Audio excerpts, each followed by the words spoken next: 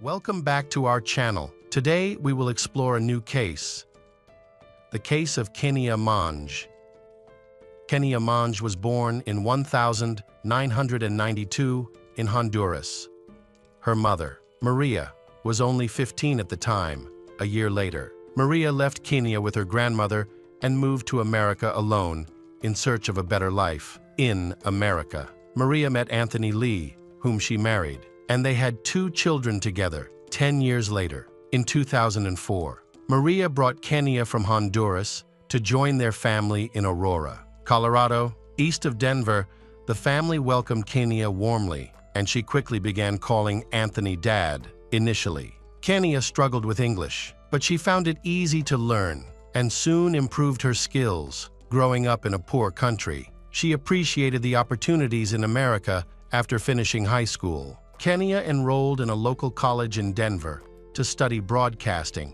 In 2010, at the age of 19, she moved out of her parents' home and into an apartment with her boyfriend. Since she and her friends were not yet old enough to enter bars and clubs, they used fake IDs to gain access to nightclubs. Her parents were unaware of this and would never have guessed that their daughter was breaking the law. However, Kenia could not foresee the consequences of her next trip to a nightclub with a fake ID. On Thursday, March 31, 2011, 19-year-old Kenia went to a nightclub in downtown Denver with 2 new friends. They spent time together and drank alcohol. Kenia, who was 155 meters tall and weighed about 40 kilos, quickly began to feel the effects of the drinks. At one point, she told her friends she needed to go to the bathroom. She left her purse, phone, and keys on the table. However, after going to the restroom,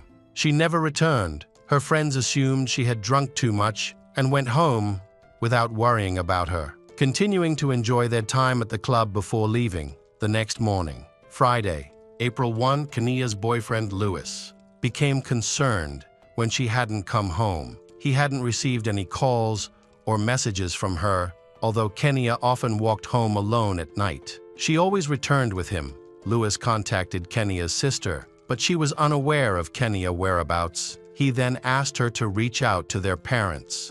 They also didn't know where Kenia was. The parents left work to search for her. Calling all her friends and acquaintances, they learned that Kenia had been out that night with girls she had only recently met. These girls later visited Kenia's parents, claiming they had been at the club using fake identification.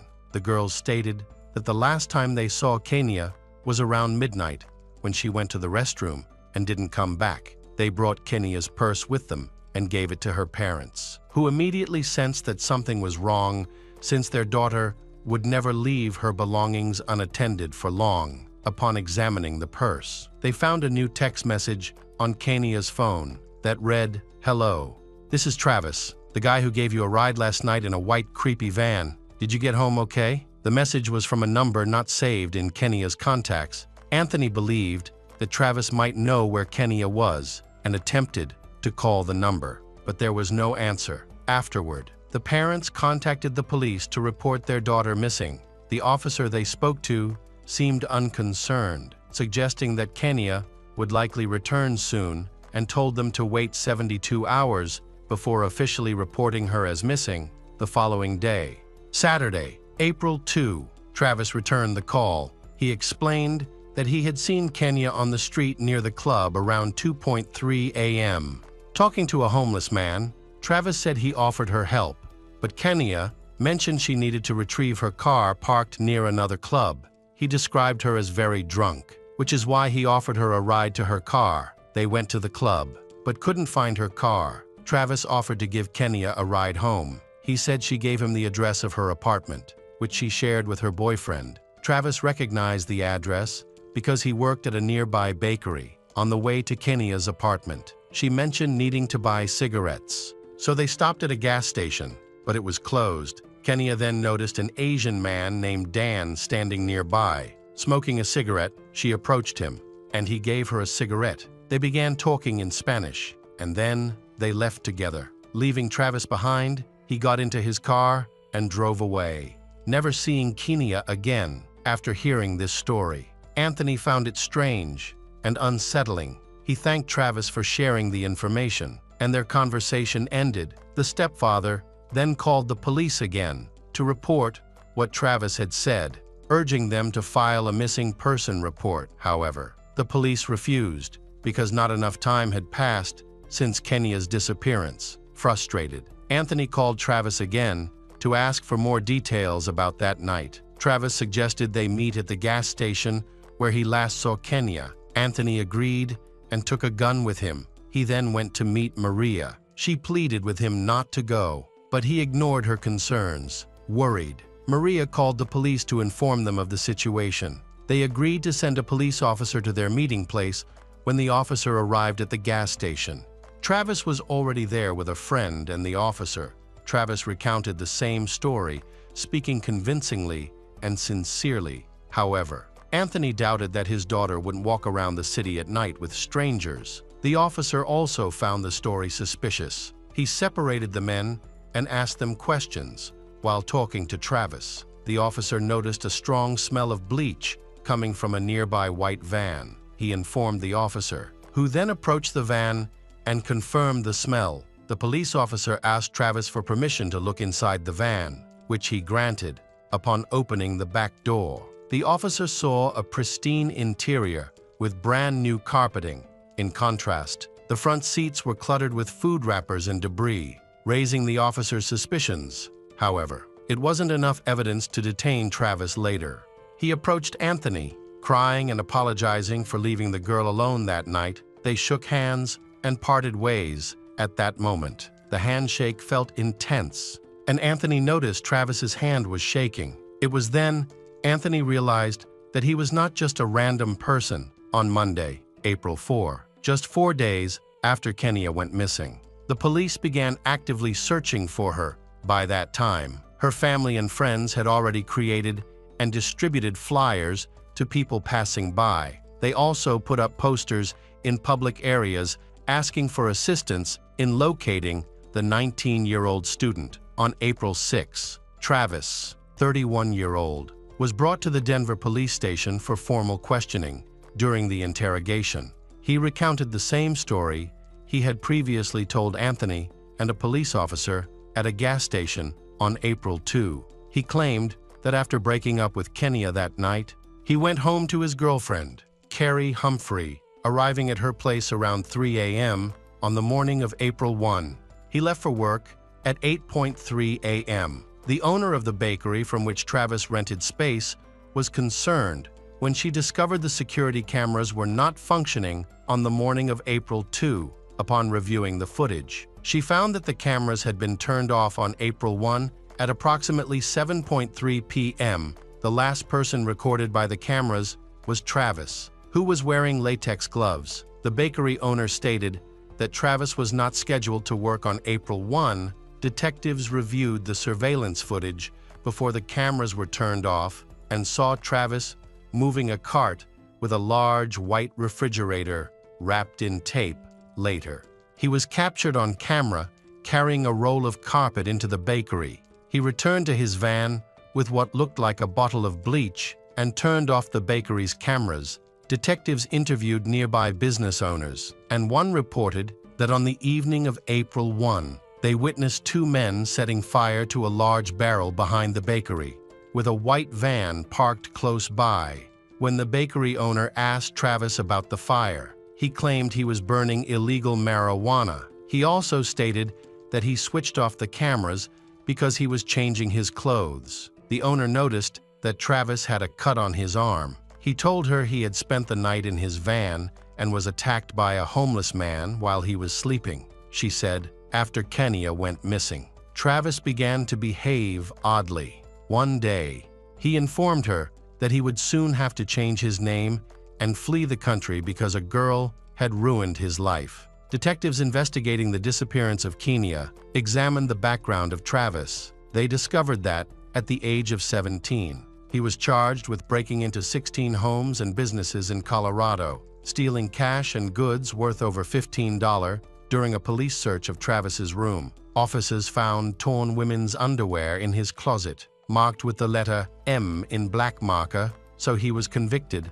and sentenced to 9 years in prison. But instead of serving time, he was sent to a military camp. However, he spent only 2 months there before being expelled and placed on probation a year later. While still on probation, Travis was arrested again for criminal harassment the following year. In 1999, he was caught with a knife. He also violated his curfew 43 times, which resulted in his transfer to a correctional facility in 2004. He faced charges for throwing rocks at women in Highlands Ranch, Colorado, for which he pleaded guilty and served 1 month in prison. Additionally, there are reports that Travis struggled with addictive and stole medications from dental clinics at the time of Kenya's disappearance. He was on probation for domestic violence charges. A detective, after reviewing Travis's history,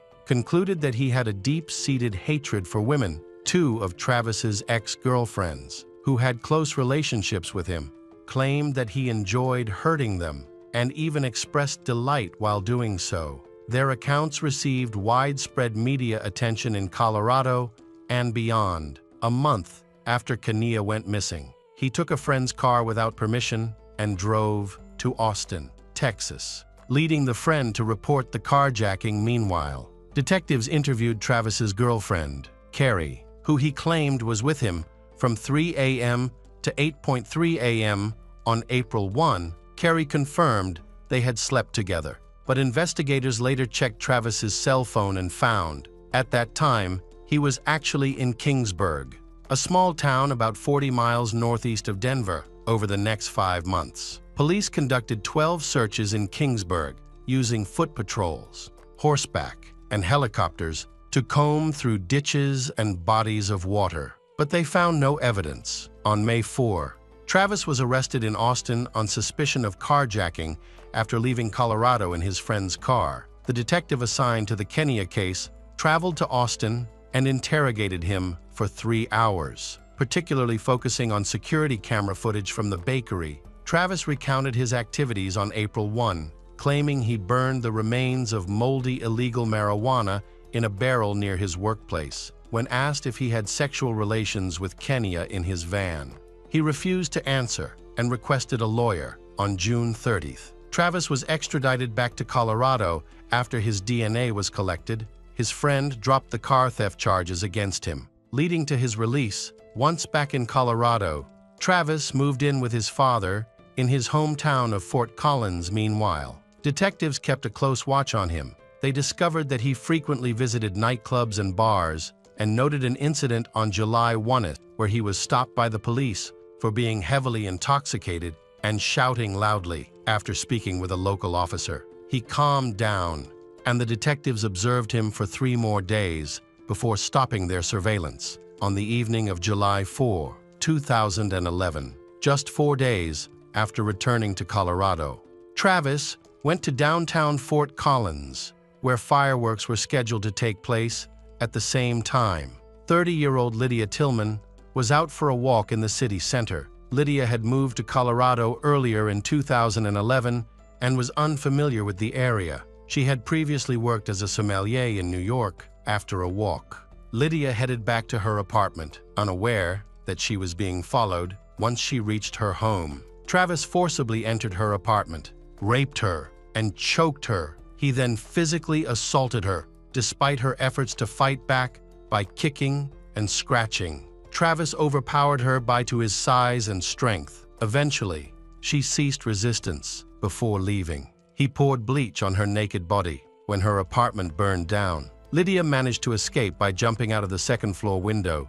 By that time, emergency services, including the fire department, police, and ambulance, had already arrived. She was taken to the hospital, and in here, she revealed that she did not know the man who had attacked her. Unfortunately, she suffered a stroke soon after and fell into a coma for 5 weeks. The police found no evidence at the crime scene, as it was covered in bleach and burnt materials. However, investigators were able to collect microscopic DNA from under Lydia's fingernails, which was sent to the lab for analysis, detectives noting the presence of bleach at the scene suspected that Travis might be involved in the attack on Lydia. Prompting them to resume active surveillance of him, Travis spent his evenings wandering the city center, avoiding bars and simply observing women. On the morning of July 10, officers saw him speaking with a girl on the street for about 30 minutes when they noticed them about to leave together.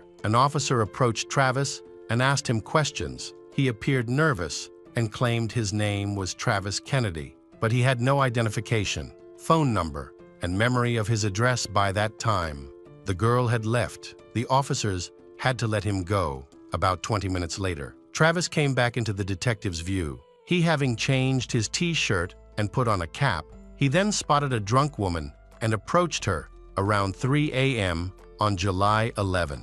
Travis was arrested for providing a false name to the police later that evening. At 10:45 p.m., he was just minutes away from posting bail when forensic scientists reported that DNA found under the victim Lydia's fingernails matched his 100%. Following this revelation, Travis was taken into custody for the assault on Lydia Tillman. On August 26, Travis expressed his willingness to reveal what really happened on April 1st with Kenya Monge. However, he requested that he not be sentenced to prison as a sex offender or face the death penalty. He claimed that on that night, he and a friend encountered Kenya is drunk alone outside a nightclub where she was speaking to a homeless man. Travis's friend approached her to offer assistance, and they attempted to call her a taxi when no taxi was available. They decided to drive her home in Travis's van. Travis dropped his friend off near his house and driving Kenya to her apartment.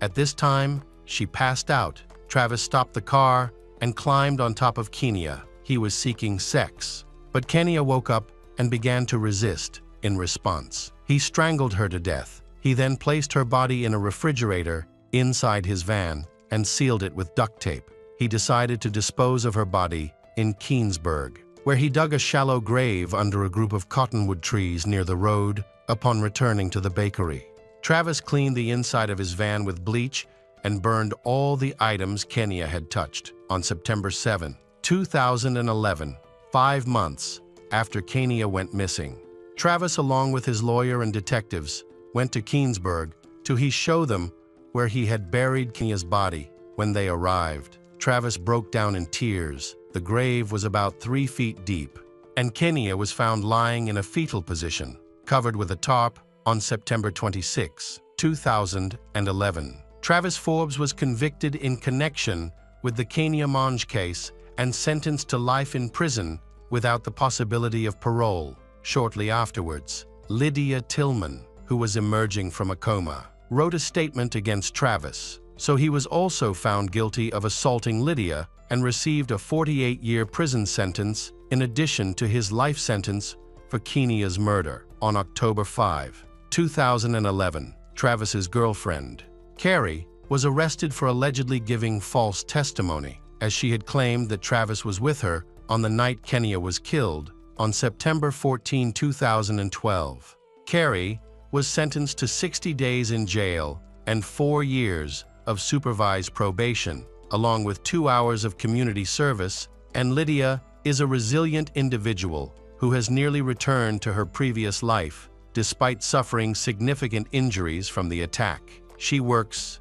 drives, practices yoga, travels, and lives independently. In 2014, she graduated from the Indian Yoga College in Los Angeles. Since then, she has moved back to Colorado to teach yoga full-time and assist the police department by offering self-defense classes for women. The Monge family established the Kenya Monge Foundation to support women who are victims of violence. The foundation provides emotional, physical, and financial assistance to those in need. The case of Travis Forbes, marked by his horrific actions against Kenya Monge and Lydia Tillman, serves as a stark reminder of the devastating impact that violence can have on individuals and their families. The conviction of Travis by the justice system brought justice to the victims and their families. Although the emotional scars remain, his life sentence ensures that he will face the consequences of his crimes for the rest of his life. This case highlights the importance of vigilance and support systems in preventing such tragedies from occurring in the future. Welcome back, mystery lovers. Today's case is going to keep you on the edge of your seat. The case of Neil Entwistle. Neil Entwistle was born on September 18, 1978, in Worksop, Nottinghamshire, England, to Clifford and Yvonne Entwistle. He grew up in a humble home with his younger brother, Russell. His father worked as a coal miner before becoming a labor counselor, while his mother worked as a cook in a school cafeteria. After finishing high school, Neil Entwistle enrolled in the University of York, where he studied electronic engineering and business management. During this time, Entwistle met an American student named Rachel Souza who was attending York as a study abroad student. Rachel was originally from the Kingston area in Massachusetts, had attended Silver Lake Region High School before going to Holy Cross College in Worcester. While studying abroad in York for a year, she met Neil Entwistle on the rowing team. Neil Entwistle was withdrawn, shy, and indecisive, rarely interacting with others. Rachel, on the other hand, exuded confidence, was cheerful, outgoing, and well-liked. Her American roots brought an undeniable charm to her personality, and Rachel was well received by the other members of the rowing team. Over time, Neil Entwistle and Rachel found themselves drawn to each other, eventually spending more and more time together. Benjamin Pryor, a close friend of Neil Entwistle and Rachel's since college, said the couple were very understanding, affectionate and caring towards each other. While Neil Entwistle worked at a defense and security technology company based in Malvern, Worcestershire, Rachel pursued a career in education after completing her studies in 2002.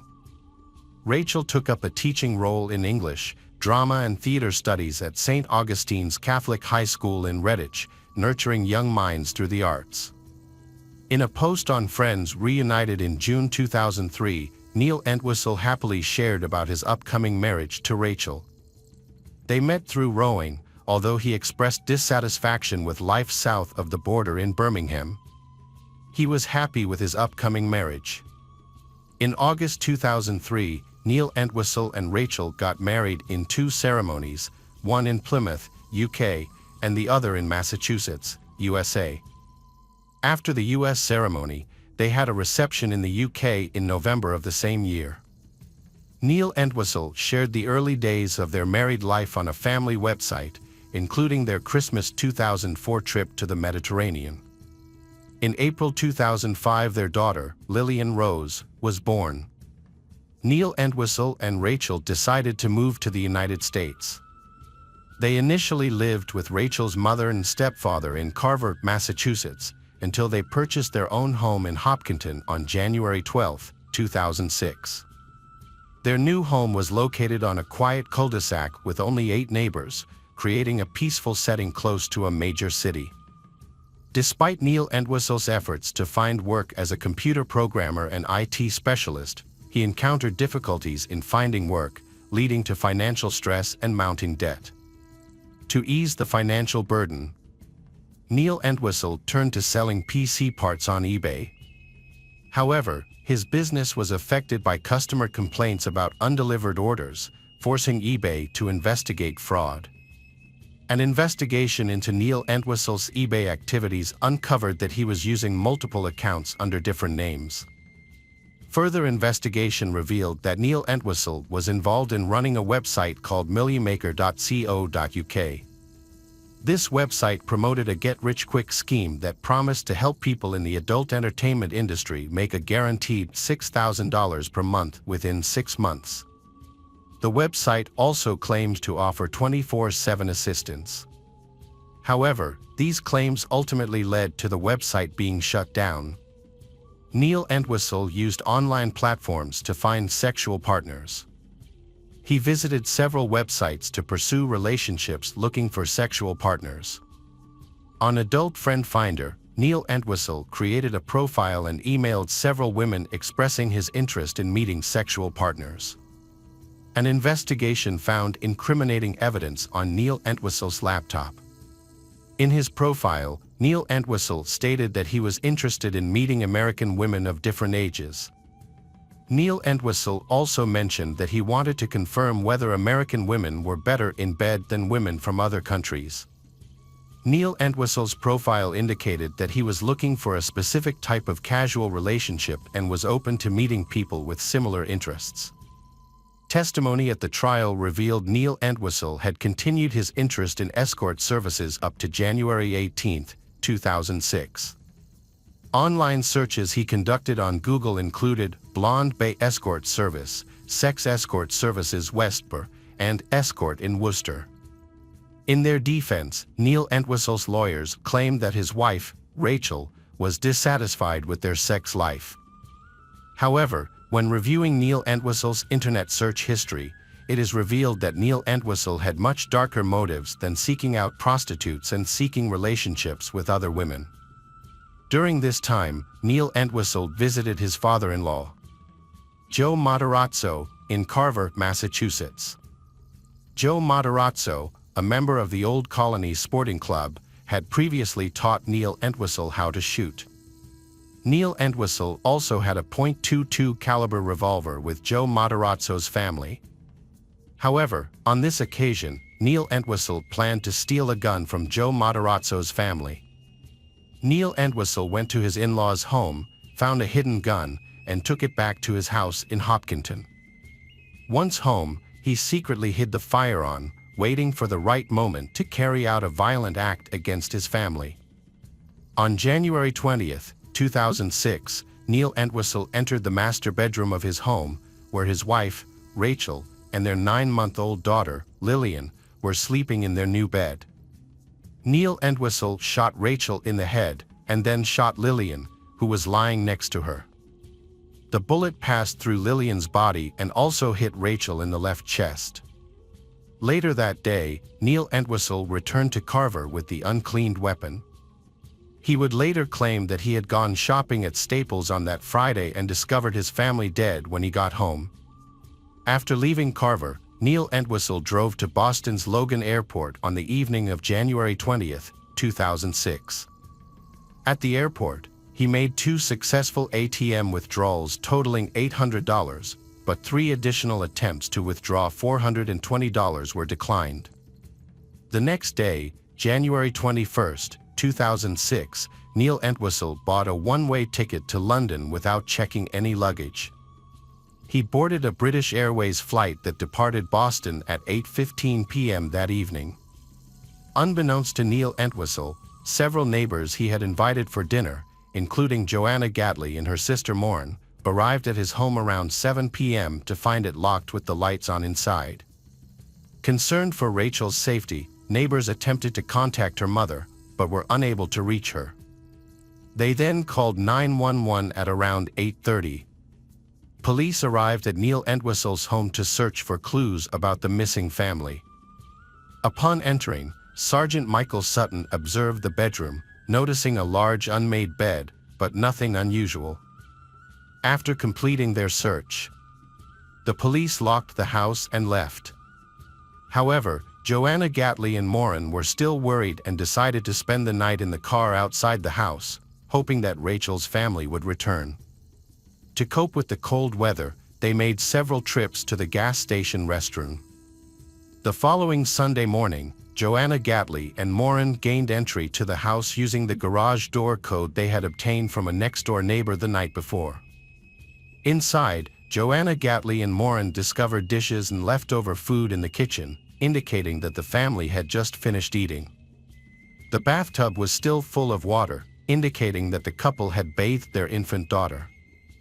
They proceeded to the master bedroom, then to Lillian's bathroom, where classical music was playing, and finally checked the living room.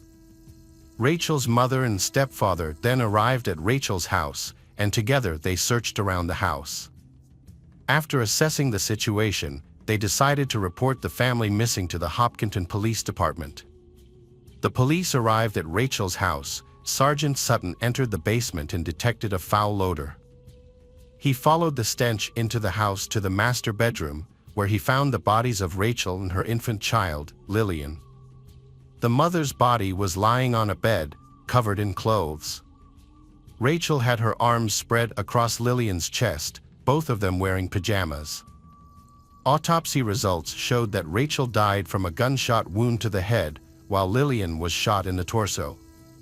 DNA evidence was also found on the barrel of the gun and on the butt of the gun, belonging to Neil Entwistle. About 36 hours after returning to England, Neil Entwistle visited his parents, Cliff and Yvonne.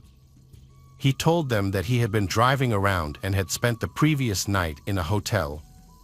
During this visit, Neil Entwistle revealed to his parents that he had discovered the bodies of his wife and daughter. On January 23, 2006, Neil Entwistle had a 2-hour telephone conversation with Hopkinton Police, which was recorded. On January 26, 2006, U.S. law enforcement officials traveled to the UK to interview Neil Entwistle. The next day, after consulting with a lawyer at the U.S. Embassy in London, Neil Entwistle chose not to cooperate with the American detectives. Meanwhile, Rachel and her daughter Lillian were buried in Evergreen Cemetery in Kingston, Massachusetts, under the surname Souza, sharing a single grave, with around 500 people attending the funeral to pay their respects. However, Neil Entwistle was absent from the ceremony, and Neil Entwistle's name was not mentioned in the proceedings or inscribed on the headstone. Despite this, Neil Entwistle sent a bouquet of flowers, consisting of an orange rose and a white lily, with a note that read, "My orange roses and lilies forever," signed Sakoko. After returning to the UK, Neil Entwistle resumed his normal life in February 2006. However, the media continued to gather outside his parents' home in Worksop. Neil Entwistle went to Notting Hill for dinner with his old crew from York University, followed by a trip to the cinema. Just a week after the funeral, on February 8, 2006, the Middlesex County District Attorney's Office issued an arrest warrant for Neil Entwistle. The following day, February 9, 2006, Neil Entwistle was arrested by police at Royal Oak Station as he was about to board a train. Neil Entwistle was returned to the United States on February 15 and appeared in court, where he was denied bail and held at the Middlesex County Jail in Cambridge, Massachusetts. On March 28, 2006, Neil Entwistle was formally charged with murder and illegal possession of a firearm and ammunition. Neil Entwistle pleaded not guilty despite the charges against him. Almost a year after the incident, in December 2006, authorities at Middlesex County Jail found letters Neil Entwistle had written to his parents and lawyers. These letters showed that Neil Entwistle was depressed and might be thinking about killing himself. As a result, he was moved to Bridgewater Hospital for a psychiatric evaluation before being sent back to Middlesex County. Forensic psychiatrist Christopher Cordes believed that Neil Entwistle's behavior was caused by Asperger's syndrome, a view that was shared by Dr. David Holmes. After several delays, the process of choosing jurors for Neil Entwistle's trial at Middlesex Superior Court began in June 2008. The trial for the double murder of Neil Entwistle's wife and daughter began on June 2, 2008, in Massachusetts. Elliot Weinstein led the defense team for Neil Entwistle. During the trial, Elliot attempted to object to the prosecution's plan to introduce DNA evidence, but was unsuccessful. Elliot also attempted to suppress other evidence found in the family home, arguing that it was taken without a warrant, but this effort was also unsuccessful. Neil Entwistle chose not to call any witnesses or testify during the trial. Notably, Neil Entwistle showed little emotion throughout the proceedings. On June 25, 2008, the jury delivered a guilty verdict, convicting Neil Entwistle of 2 counts of first-degree murder, as well as unlawful possession of a firearm and ammunition. As a result, Neil Entwistle was sentenced to life in prison without the possibility of parole. Despite the severe sentence, Neil Entwistle appeared calm as he left the courtroom. Neil Entwistle was incarcerated at the Souza Baranowski Correctional Center. In August 2008, he became the victim of a hoax when he shaved his head to seek protection from a white supremacist prison gang. However, instead of receiving protection, the gang threatened Neil Entwistle's life. After this incident, Neil Entwistle was placed in protective custody. He was then transferred to the Old Colony Correctional Center, a prison located in Bridgewater, Massachusetts, in December. The tragic death of Rachel and her infant daughter has left a lasting legacy of grief for the family and those who loved them. In the face of this tragic loss, the community has come together to support and comfort the grieving family. Welcome back, detectives. Let's dive into another horrible case. The case of Anna Rybkina. Anna Rybkina, a 27-year-old woman from Chelyabinsk, Russia, she was a bright and ambitious individual from a good family. Her outlook on life was optimistic, and she yearned for love. Anna dreamed of getting married, starting a family, and building a home. Those who knew her remembered her infectious sense of humor and delightful personality. However, in 2016, Anna's world was turned upside down when her high school sweetheart ended their relationship of 7 years. Despite her heartbreak, she was determined to find true love and live a happy, fulfilling life. Anna decided to try online dating and signed up for several websites. She quickly matched with a man named William Hargrove on a Russian dating site. William, a 26-year-old from Oregon. He showered her with kindness and compliments, making an effort to be present for her despite the distance between them. People who know William describe him as a charismatic and humorous person. As Anna and William's online relationship progressed, they spoke every day and became more serious over the course of a few months. They shared many common interests, and Anna and William got along very well. William was the sweetest, he kept sending her flowers. Soon, they started talking about meeting in person. The chemistry was already there over the cell phone. Anna and William decided to meet in person, taking their months-long relationship one step further. In December 2016, Anna booked a flight to visit William in Oregon. However, there was a mix-up. Anna had accidentally booked a ticket to Portland, Maine, instead of Portland, Oregon. By the time the mistake was discovered, Anna had already arrived in Maine. Determined to spend the Christmas holidays with William, Anna rebooked her flight and arrived in Oregon just in time. William was there to greet her at the airport. Over the next 10 days, they experienced the ultimate festive romance. William also introduced Anna to his friends. And they shared a magical New Year's Eve countdown together, sealing their connection with a romantic kiss at midnight. At the end of Anna's 10-day visit, William proposed to her with his grandmother's emerald ring, and she accepted. However, what Anna didn't know was that William was already involved with someone else, his landlord, Michelle Chavez. Michelle was a 33-year-old married woman with 2 kids, but that didn't stop her and William's romantic relationship, which had been going on for over a year. When Anna visited William, she met Michelle, who was introduced to her as William's landlord, unaware of the true nature of their relationship. Michelle seemed to be aware of William's intentions to propose to Anna, but she didn't reveal their secret, possibly because she believed William would never leave her. Anna had returned to Russia after getting engaged to William and posted a picture of her ring on Facebook. The post appeared on Michelle's homepage, revealing the shocking news. Michelle was not only angry that her boyfriend, William, was engaged to another woman, but Michelle had also planned to leave her husband for him. In fact, Michelle had already taken off her wedding ring and given it to William as a symbol of her commitment. What Michelle didn't know was that William had given Anna the same ring that Michelle had given him. When Michelle confronted William about the engagement, he downplayed the situation, claiming that Anna meant nothing to him and that he would break off the engagement. However, on March 1, 2017, Anna returned to Oregon, ready to start her new life with William, bringing her wedding dress and a suitcase with her. She had even quit her job, expecting to be with William forever. Michelle was unhappy about the situation. Anna's mother, Yelena, had previously expressed concerns about her daughter moving to a new country for a man she barely knew.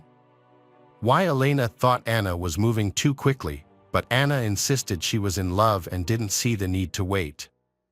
Why Elena eventually gave her blessing. However, Michelle was furious when she realized Anna's visit was actually a permanent move. She asked William to find a new place to live, as she didn't want the engaged couple staying with her. William agreed and rented an apartment for himself and Anna. Despite this, William continued to secretly visit Michelle, reassuring her of his commitment to her and downplaying his relationship with Anna.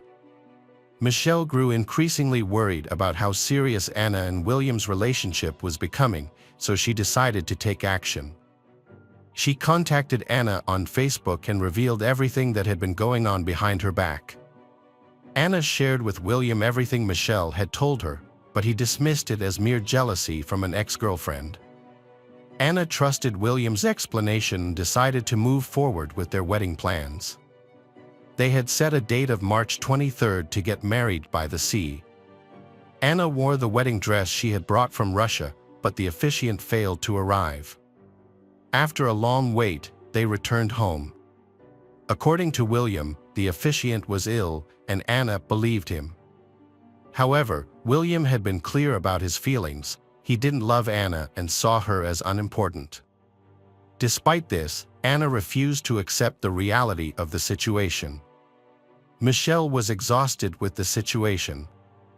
On April 15th, she had reached her limit and told William he had to make a decision, her or Anna. Michelle made it clear that she wouldn't tolerate him leading a double life any longer. Michelle told William that if Anna wasn't out of the picture by Thursday, April 20th, she would take drastic action. When she said she would build a snowman, Michelle meant that she would harm or kill Anna and hide the body in a remote, cold location where it would never be found. After her conversation with William, Michelle couldn't reach him. She assumed he had chosen Anna and left him several voicemails to express her feelings. However, the next day, Sunday, April 16th, William called Michelle and told her that he was now single. He explained that he and Anna had broken up and she was returning to Russia. It was Easter Sunday, and Michelle had been attending a family gathering. However, Michelle left her family's celebration to meet William. They of them reconnected and reaffirmed their relationship by being intimate in William's car. On April 17th, Anna's body was discovered in a forest, but the investigators had no idea who she was. She didn't have any identification on her and had only been in the state for about a month, making it difficult to start the investigation.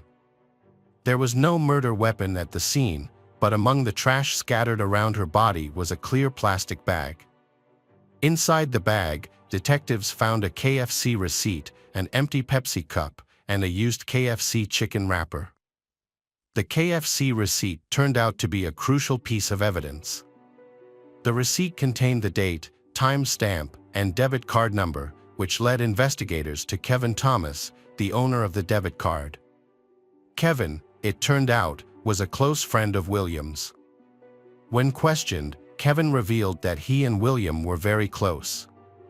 Kevin also mentioned that he and William had a tradition of going to KFC for lunch every Friday. The receipt was from a purchase made about a week before William was questioned by the police. During the questioning, the police mentioned that they had found garbage from KFC in the trash, which they believed was from the previous week.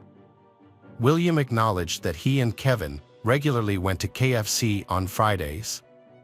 It was revealed that Kevin had paid for his meal with a credit card, while William had paid in cash.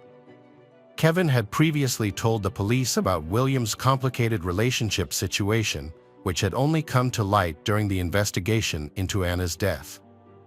Kevin also mentioned that William had borrowed his shotgun, but had not returned it. According to Kevin, William had said he wanted to borrow the shotgun to go to the woods and relieve some stress.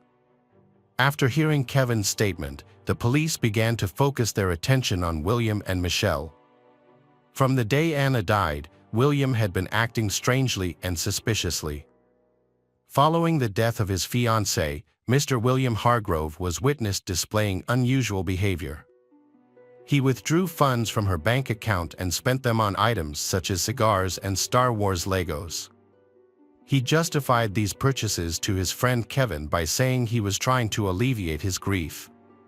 However, this behavior was compounded and Mr. Hargrove began researching time travel, even going so far as to offer his soul in exchange for the opportunity to travel back in time. When asked why he wanted to travel back in time, Mr. Hargrove explained that he wanted to return to April 16th to prevent his friend from making a mistake. However, this claim appears dubious, as on the same date, Mr. Hargrove was recorded crying in the arms of a store employee, claiming his girlfriend had left him. This raises doubts about the sincerity of his claim, particularly as he had been living with Michelle, despite her not being his anymore. William was taken into custody by the police and questioned. Initially, they asked him about his whereabouts on April 16th. William stated that he had gone for a drive with Michelle. However, when questioned about his relationship with Anna, William claimed they were just acquaintances, having met while walking in downtown Corvallis. He told the police that they had gone on 2 dates, but he had made it clear to her that he wasn't interested in pursuing a romantic relationship. According to William, he last saw Anna in mid-March. He also mentioned that Anna had mistakenly posted about their engagement on Facebook, which caused tension with his actual partner, Michelle. The police then asked William about the trash found near the area where his acquaintance, Anna, was last seen. William admitted to littering, but claimed that he had disposed of his trash, including KFC waste and a trash can. Lieutenant Chris Duffett, one of the investigators who questioned William Hargrove, revealed that trash that implicated him had been found near Anna's body. Initially, William pretended to be shocked and distressed upon hearing this. However, his demeanor quickly changed and he requested a lawyer. Despite denying any involvement, William was arrested on April 19, 2 days after the body of Anna Rybkina was discovered. Following William's arrest, Michelle was also brought in for questioning.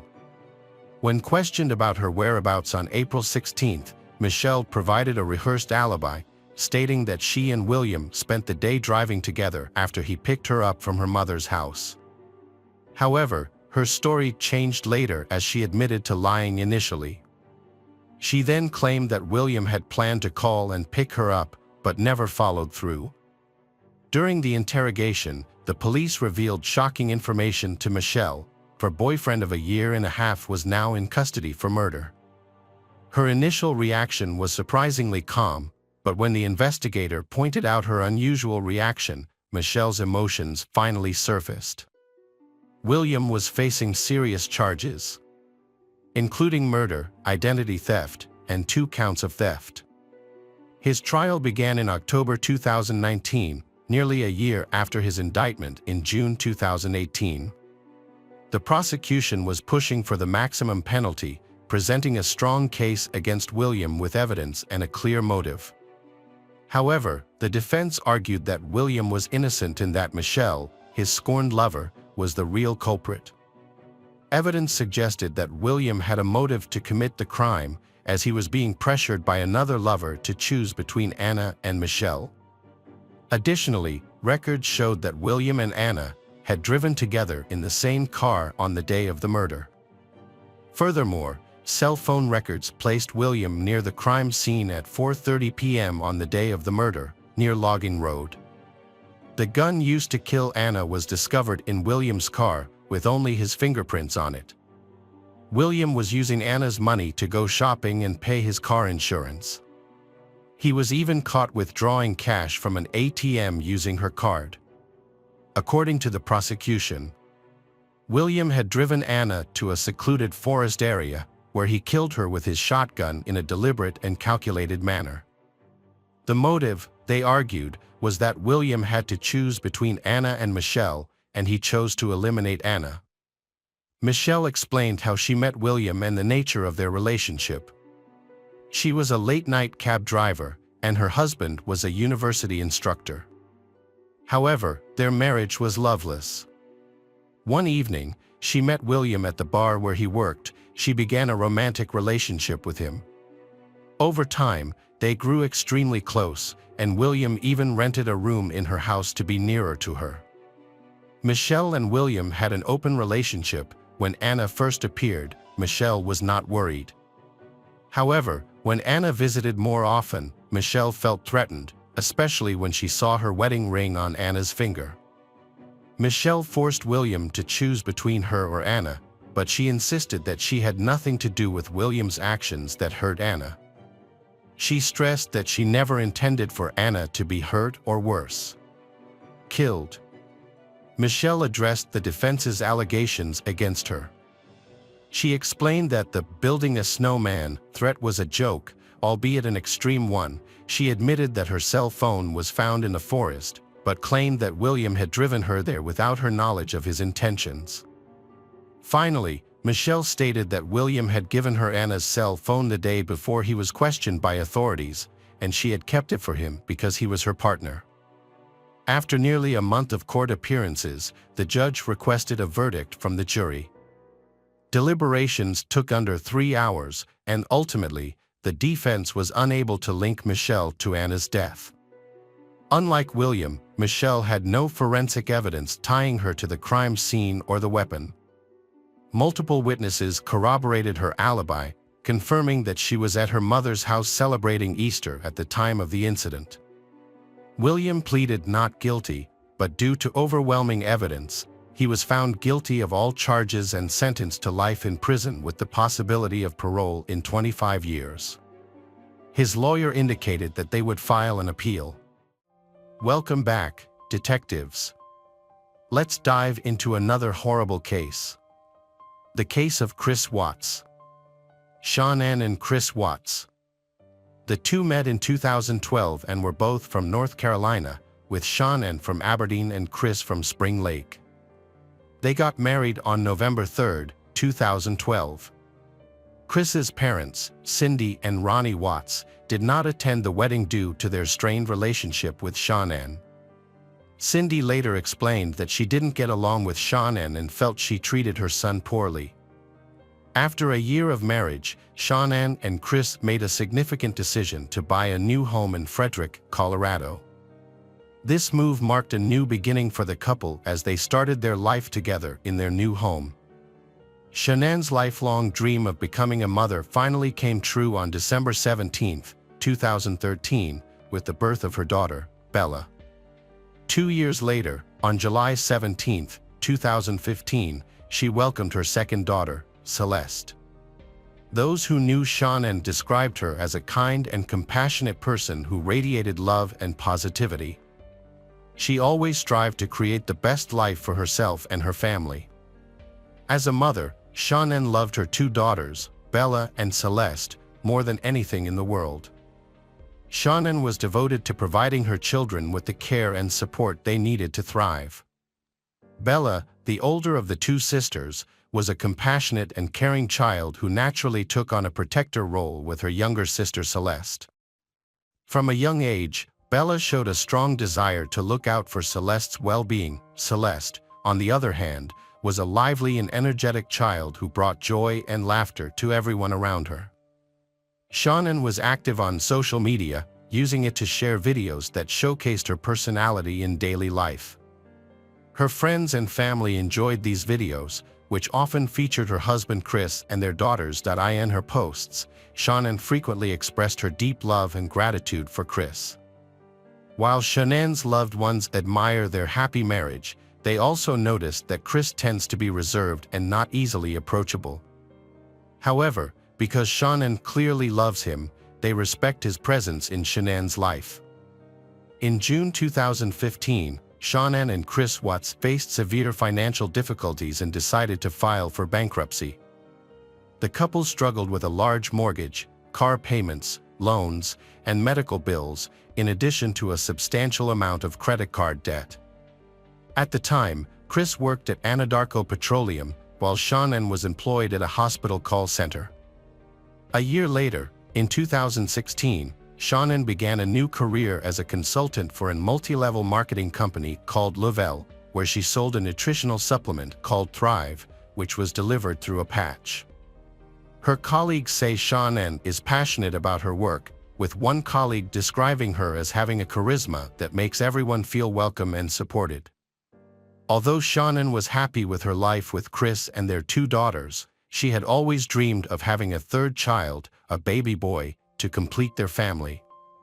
Her wish was granted in spring 2018, when she discovered she was pregnant for the 3rd time. Elated by the news, Shannon planned a surprise for Chris. She waited for him to return home on May 28. Chris walked into the room, not knowing the surprise that awaited him. When Shannon revealed that she was pregnant with a baby boy. After hearing the news, both Chris and Shannon were overwhelmed with joy. They decided to name their unborn child Nico. During the summer of 2018, while pregnant with Nico, Shannon visits her family in North Carolina. Chris stays behind in Colorado for work. While in North Carolina, Shannon takes her daughters to visit Chris's parents, Cindy and Ronnie. During the visit, Cindy offers Celeste a snack. Despite knowing that Celeste has a severe nut allergy, Cindy gives Celeste a snack containing peanuts. This incident upsets Shannon, who feels that Cindy has put Celeste's life in danger. Shannon was upset and sent a text message to Chris expressing her frustration. She told him he should call his dad and tell him how he felt about his mom putting their daughter's safety at risk that day. Shannon believed Chris's mom was trying to upset her by taking risks with their child's life. While Shannon was visiting family in North Carolina, she noticed a change in Chris's communication style. He stopped responding to her messages and calls, which left her confused. When she asked him about it, Chris said he was busier at work due to new employees and that everything was fine. Despite his reassurance, Chris's sudden lack of communication concerned Shannon. On July 31st, Chris flew from Colorado to North Carolina to join Shannon and their daughters, Bella and Celeste, for the week. The girls were excited to see their dad, and as soon as Chris stepped off the plane, they ran to him, eager for hugs. Chris picked them up and held them tightly. Chris's behavior toward Shannon was clearly different. He didn't greet her with a kiss, just a nod of acknowledgement. Shannon felt hurt and couldn't understand why Chris would act this way. She opened up to a friend via text message, expressing her concern that Chris had changed. Shannon's texts were filled with sadness and confusion. She told her friend that Chris was ignoring her, and they were barely communicating, even when they were in the same room. Instead of talking face-to-face, they were exchanging messages on their phones. Shannon even sent a picture to her friend, showing her and Chris sitting on separate couches, facing away from each other. In her messages, Shannon revealed her suspicions that Chris might be having an affair. Shannon confided in her friend that Chris had told her he no longer believed they were compatible, which left her heartbroken. Desperate to save their family, she proposed that they seek couples counseling to work through their issues. She was willing to make concessions and put in the effort to repair their relationship. However, Chris refused to consider counseling. Shannon soon realized that Chris was not willing to meet her halfway or make any compromises. Despite her efforts to save their relationship, Shannon came to understand that Chris was not interested in finding common ground or working through their problems together. After returning to Colorado from a trip to North Carolina, Shannon, Chris, and their daughters settled back into their normal routine. However, Shannon's return was short-lived, as she soon left for a business trip to Arizona. While in Arizona, Shannon's friends noticed a change in her behavior. She seemed anxious and upset, rather than her usual happy self. One evening, Shannon opened up to her friends in their hotel room, sharing her concerns. She told them that Chris had expressed doubts about their relationship and refused to attend couples therapy.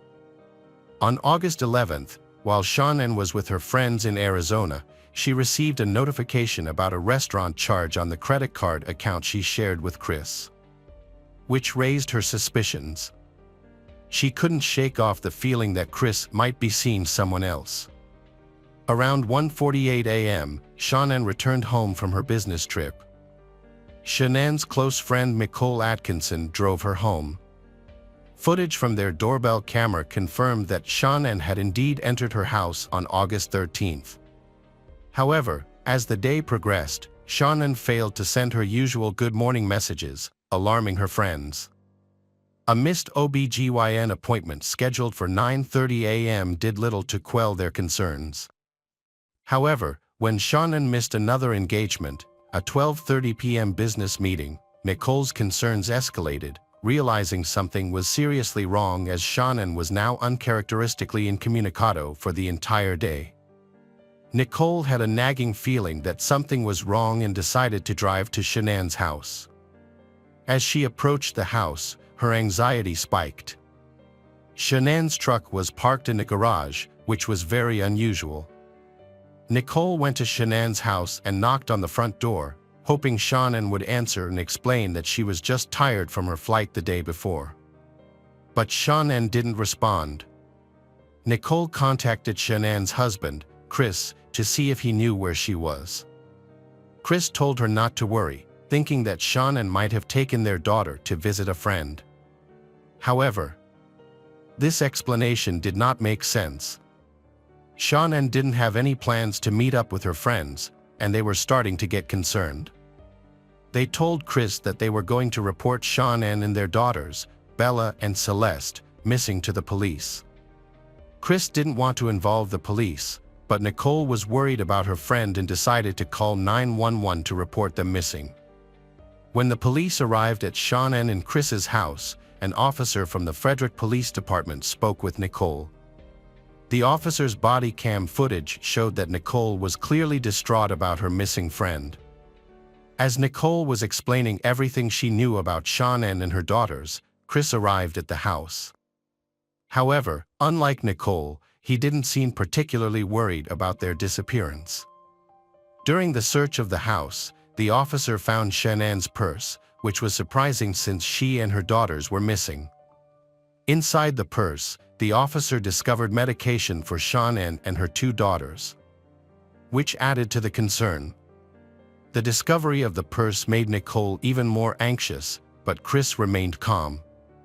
The officer also found Shanann's wedding ring, left on the bedside table, which seemed unusual given the circumstances. The officer and Chris then went to a neighbor's house to review footage from their security camera. The camera's angle captured part of the driveway and garage of Shanann and Chris's house, which might provide some clues. Chris can be seen on footage opening the garage door and leaving his home at 5:28 a.m. While reviewing the footage, Chris's behavior changed dramatically, appearing nervous and agitated. His neighbor even commented on Chris's unusual behavior, expressing doubts to the officer about Chris's actions. Chris's reluctance to join the search for his missing wife, Shanann, and their daughters, Bella and Celeste, raised concerns with Shanann's friends. They found it incomprehensible that Chris was not worried about his family's disappearance. As the investigation continued, officers went door to door in the neighborhood, asking residents if they had seen Shanann or anything out of the ordinary. The search for Shanann, Bella, and Celeste intensified the next day, with the FBI and the Colorado Bureau of Investigation joining the effort. The Boulder Police Department also provided cadaver dogs to aid in the search, both on the property and inside the house. As officers searched the home, one handler observed that the house had a strong smell of cleaning solutions and appeared unusually clean. This sparked suspicion, prompting the officers to take a closer look. The presence of cleaning solutions suggested that someone may have attempted to conceal evidence or erase potential clues. Meanwhile, Chris gave an interview to a news station outside his home. He insisted that he and Shanann had not argued before she went missing, and expressed his wish for his family to return home safely. Chris expressed his longing to be reunited with his family, stating that his house felt incomplete without them. However, his behavior during the interview raised suspicions. Despite his emotional words, Chris appeared detached and unemotional, which puzzled those who knew him. Shannon's friends who watched the interview felt his behavior was inconsistent with his pleas for his family to return, and that only added to their concerns. On August 14, Agent Coder interviewed Chris again. During the conversation, Chris suggested that Shannon may have taken the girls to a friend's house to relax. Meanwhile, the police department had received multiple reports of possible sightings of Shannon and her 2 daughters. Chris was shown various photographs, but he was unable to identify any of the individuals as his missing wife and daughters. Agent Coder also asked Chris about his marriage to Shannon. Chris claimed that he had never been unfaithful to Shannon and, to his knowledge, she had never cheated on him either. During an interview with Agent Coder, Chris exhibited suspicious behavior, frequently touching his neck with his hands. This caught Agent Coder's attention. The lack of updates from the authorities only intensified the family's desperation. After a 3-hour interrogation, Chris was released from the police department, but he was asked to return the following day, August 15th, for a polygraph test, to which he agreed. On August 15th, Chris picked up his father from the airport and then drove to the Frederick Police Department, where he was scheduled to take a polygraph test. The test was administered by Tammy Lee, a polygraph expert from the Colorado Bureau of Investigation. During the test, Chris denied any involvement in his wife Shannon's disappearance and claimed he had no knowledge of her whereabouts. However, his test results showed a score of -8, which was significantly lower than the -4 score needed to pass. This outcome led detectives to believe that Chris was responsible for the deaths of his wife and daughters. Tammy Lee, the polygraph expert, confronted Chris about his failed test results. Chris admitted to causing Shannon emotional pain, but denied physically harming her. He also confessed to having an affair with a coworker and expressed regret for his infidelity. However, he continued to deny any involvement in his family's disappearance. Later in the interview, Chris asked to speak to his father, Ronnie. The officers hesitated, worried that Ronnie's presence might cause Chris to ask for a lawyer. However, they let Ronnie into the interrogation room, hoping that Ronnie's presence might encourage Chris to confess. When Ronnie arrived, Chris told his father that he had killed Shannon, claiming that he did so because Shannon had harmed their daughters, Bella and Celeste. The detectives did not believe for a moment that Shannon had hurt her daughters. Chris eventually confessed to burying Shannon in a shallow grave at one of his work sites and disposing of the bodies of their daughters in oil tanks. Chris pleaded guilty to avoid the death penalty and was sentenced to life in prison without parole. At his sentencing hearing, the judge stated that Chris's crimes were the most inhumane and brutal he had ever seen. Welcome back, detectives. Let's dive into another horrible case. The case of Mary Catherine Higdon. Mary Catherine Higdon, born in 1994, was a lively child known for her sense of humor and ability to make others laugh with her witty remarks and impersonations. She enjoyed spending time outdoors and exploring nature, often taking walks around town with her pet frog perched on a shoestring. This early exposure to the natural world instilled in her a deep love and respect for the environment and animals. Mary was also a talented and creative performer. She regularly performed for her family in homemade plays, showing off her vivid imagination and ability to attract attention on stage. Her family recognized her natural talent and envisioned a bright future for her. As she grew older, Mary developed another passion, that was firearms. Under proper guidance, she learned to handle guns responsibly, respecting their power and potential. Through dedication and practice, Mary became a skilled marksman during her high school years. Mary Catherine met the love of her life, Stephen Freeman, who was born on January 1, 1995, in Griffin, Georgia. He was raised in a close-knit family with his parents and brother. As a child, Stephen was known to be happy and friendly, with many friends who described him as laid-back, kind, and helpful. Those who knew him said he genuinely cared for everyone around him. Stephen had a deep appreciation for nature and enjoyed spending time outdoors. Their love for nature led them to enjoy activities like hiking, camping, fishing, and hunting together. This shared interest laid the groundwork for their robust relationship. After graduating from high school, they started a new chapter in their lives. As high school sweethearts, they decided to take their relationship to the next level by moving into a house together in Griffin, Georgia. Living in their own space excited Mary Catherine and Stephen. Stephen's mother welcomed Mary Catherine as more than just her son's partner. She genuinely considered her a daughter and accepted her into their family. Mary Catherine and Stephen visited Stephen's parents every Sunday for a big family dinner, a tradition that strengthened their bond and cemented Mary Catherine's place within the family. Stephen's friends initially had reservations about his relationship with Mary Catherine.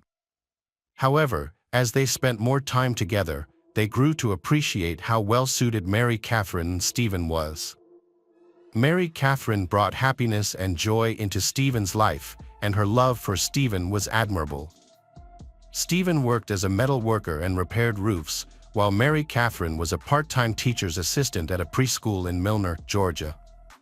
She also worked at a sporting goods store, where she sold guns and learned about basic gun safety, including how to hold, load, and shoot a gun. This experience was shared with Stephen, who owned several firearms, including shotguns and rifles, which he used for hunting and target practice. He also kept a Glock 42 at home for protection. By the summer of 2018, Mary Catherine and Stephen had been in a relationship for 5 years and were still living together in their apartment in Griffin, Georgia. However, their happiness was shattered on the night of August 1st when Mary Catherine made a frantic 911 call. When the dispatcher answered, Mary Catherine cried out that she had accidentally shot her boyfriend. The police quickly arrived at the apartment and found Mary Catherine in a state of distress. Mary Catherine, hysterical and overcome with grief, cried and hyperventilated as she knelt beside Stephen's lifeless body, repeatedly screaming, "I cannot lose him." Her voice was filled with anguish and despair. As the police gently moved Mary Catherine away from Stephen, they were able to assess his condition. They found that he had been shot in the chest but was still alive. An ambulance was called to rush Stephen to the hospital, where doctors worked to save his life. Despite the medical team's best efforts, Stephen's condition continued to worsen, and he eventually passed away due to the severity of his injuries. Mary Catherine accompanied the police to the police department for a formal interview after Stephen was taken to the hospital. She began by recounting the events of the night that led to her accidentally shooting Stephen. According to Mary Catherine, she was handing Stephen the gun because he usually kept it on the side of his bed at night for safety. However, she stated that they never kept a bullet in the magazine of the guns. During the interview, the police noticed the smell of alcohol on Mary Catherine's breath. As the questioning continued, Mary Catherine's story about the shooting changed. Initially, she said she handed the gun to Stephen, but later claimed she tossed it to him instead. The police were skeptical about her story, knowing that the gun would not fire randomly when thrown, and someone must have pulled the trigger. Furthermore, the location of Stephen's gunshot wound led the police to believe that Mary Catherine must have been pointing the gun directly at him for the bullet to strike where it did. At one point during the interview, Mary Catherine said she shot Stephen out of anger. However, due to technical issues, only feedback was recorded during this part of the conversation, despite the police recording the entire interview. The police believed they had sufficient forensic evidence to prove that Mary Catherine deliberately shot her boyfriend Stephen, even without a crucial part of the recording. At their apartment, investigators found signs of a heated argument before the shooting. The presence of scattered food throughout the house indicated that an altercation had taken place. Additionally, it was found that police officers had visited the house of Mary and Stephen 5 times in the past year due to domestic disputes. The police also discovered evidence that the gun used to shoot Stephen was loaded on the night of the incident, contradicting Mary Catherine's claims. Furthermore, cooking grease was also found on both the gun and the magazine. This discovery led the police to conclude that Mary Catherine, who was cooking dinner at the time, had loaded the gun. After Mary Catherine shot Stephen, the police interviewed his friends to gather information about their relationship. According to Stephen's friends, the relationship between Mary Catherine and Stephen was toxic and marked by constant arguing. They reported that Mary Catherine and Stephen frequently had heated confrontations. Stephen's friends reported that Mary Catherine was extremely possessive and verbally abusive towards him. They claimed she showed signs of mental instability, which made their relationship increasingly tense. Whenever Stephen tried to take some space and leave their apartment, Mary Catherine would bombard him with texts and calls, forcing him to block her. One friend revealed that Stephen had confided in him about Mary Catherine pulling a gun on him at least 3 times in the past. Stephen didn't report incidents to the police because he worried Mary Catherine would get in trouble. His primary concern was her well-being, even when his own safety was at risk. When his friends found out that Mary Catherine accidentally shot Stephen, they struggled to believe it since she knew how to handle a firearm. 3 months before the shooting, Stephen told a friend that Mary Catherine was behaving erratically, screaming outside, and trying to shoot both him and herself. A month later, Stephen confided in another friend that Mary Catherine had pointed a gun at him before, but the most recent incident made him genuinely fear she would follow through. By July 2018, Stephen was exhausted with Mary Catherine's behavior and considered leaving her after 7 years together. He planned to secretly move to a new town while she was out due to fearing her reaction if she knew. Police later discovered text messages from July 30, 2018, 2 days before Mary Catherine fatally shot Stephen. The first text message sent by Stephen to Mary Catherine on July 30 read, "Good morning, beautiful. Don't forget." Mary Catherine responded with, "Have a great day." Stephen then replied, "You too. Love you." However, the police found that the following night, July 31st, Stephen spent the evening at a friend's house and did not return Mary Catherine's texts or calls because they was fighting. On the night of the shooting, August 1st, Mary Catherine was at home preparing dinner, but Stephen was not there. She reached out to Stephen's mother. She informed her that Stephen was with his friend. Angry at Stephen, Mary Catherine started driving to his friend's house. As she drove, she spotted Stephen sitting in the passenger seat of his friend's truck. Mary Catherine pulled alongside Stephen's friend and started yelling at Stephen. Stephen tried to calm Mary Catherine down, assuring her that he was on his way home. Mary Catherine allegedly pointed a gun at Stephen multiple times, according to his friends. However, Mary strongly denied these claims, stating she never pulled a gun on him. On another hand, Mary Catherine did admit to threatening to take her own life with a gun on several occasions. Stephen's mother believed that he stayed with Mary Catherine due to her repeated threats of self-harm, which made Stephen fear for Mary's life if he left. On the night of the incident, Mary Catherine claimed that Stephen became violent, throwing the dinner she prepared in her face. She stated that she picked up the gun for self-defense, trying to scare Stephen away and make him leave the apartment. According to her, Stephen lunged at her, causing her to back away, and the next thing she knew, he was bleeding from the chest. At the time of Stephen's shooting, Mary Catherine did not tell the police about Stephen's history of violence towards her because she was embarrassed. According to Mary Catherine, Stephen had been violent and controlling in the past, even kicking her out of bed with enough force to make her hit her head on the door frame. However, Stephen's friends had a different perspective on the relationship. They claimed to have witnessed Mary Catherine hitting Stephen, including one instance where she slapped him hard in the face. On the other hand, Mary Catherine's sister had a different view of their relationship. She reported seeing bruises on Mary Catherine's arm 2 weeks before Stephen was shot. When she asked Mary Catherine about the bruises, Mary Catherine said that Stephen had grabbed her. After investigating Stephen's death, the police concluded that it was a murder. As a result, Mary Catherine was charged with murder, aggravated assault, and possession of a firearm during the commission of a felony.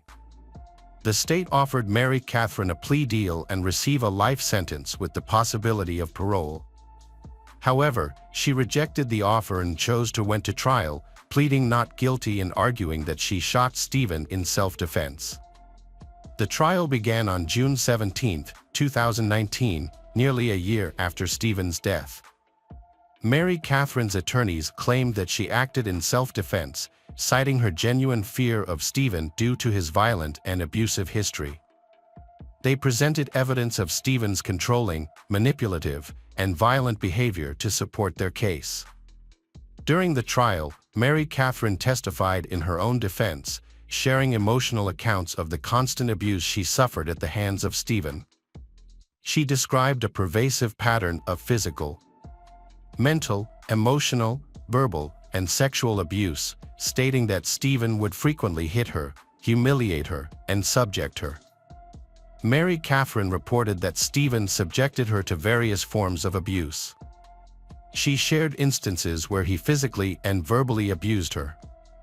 The abuse had a profound impact on her physical and emotional well-being, leaving her feeling trapped and fearful for her life.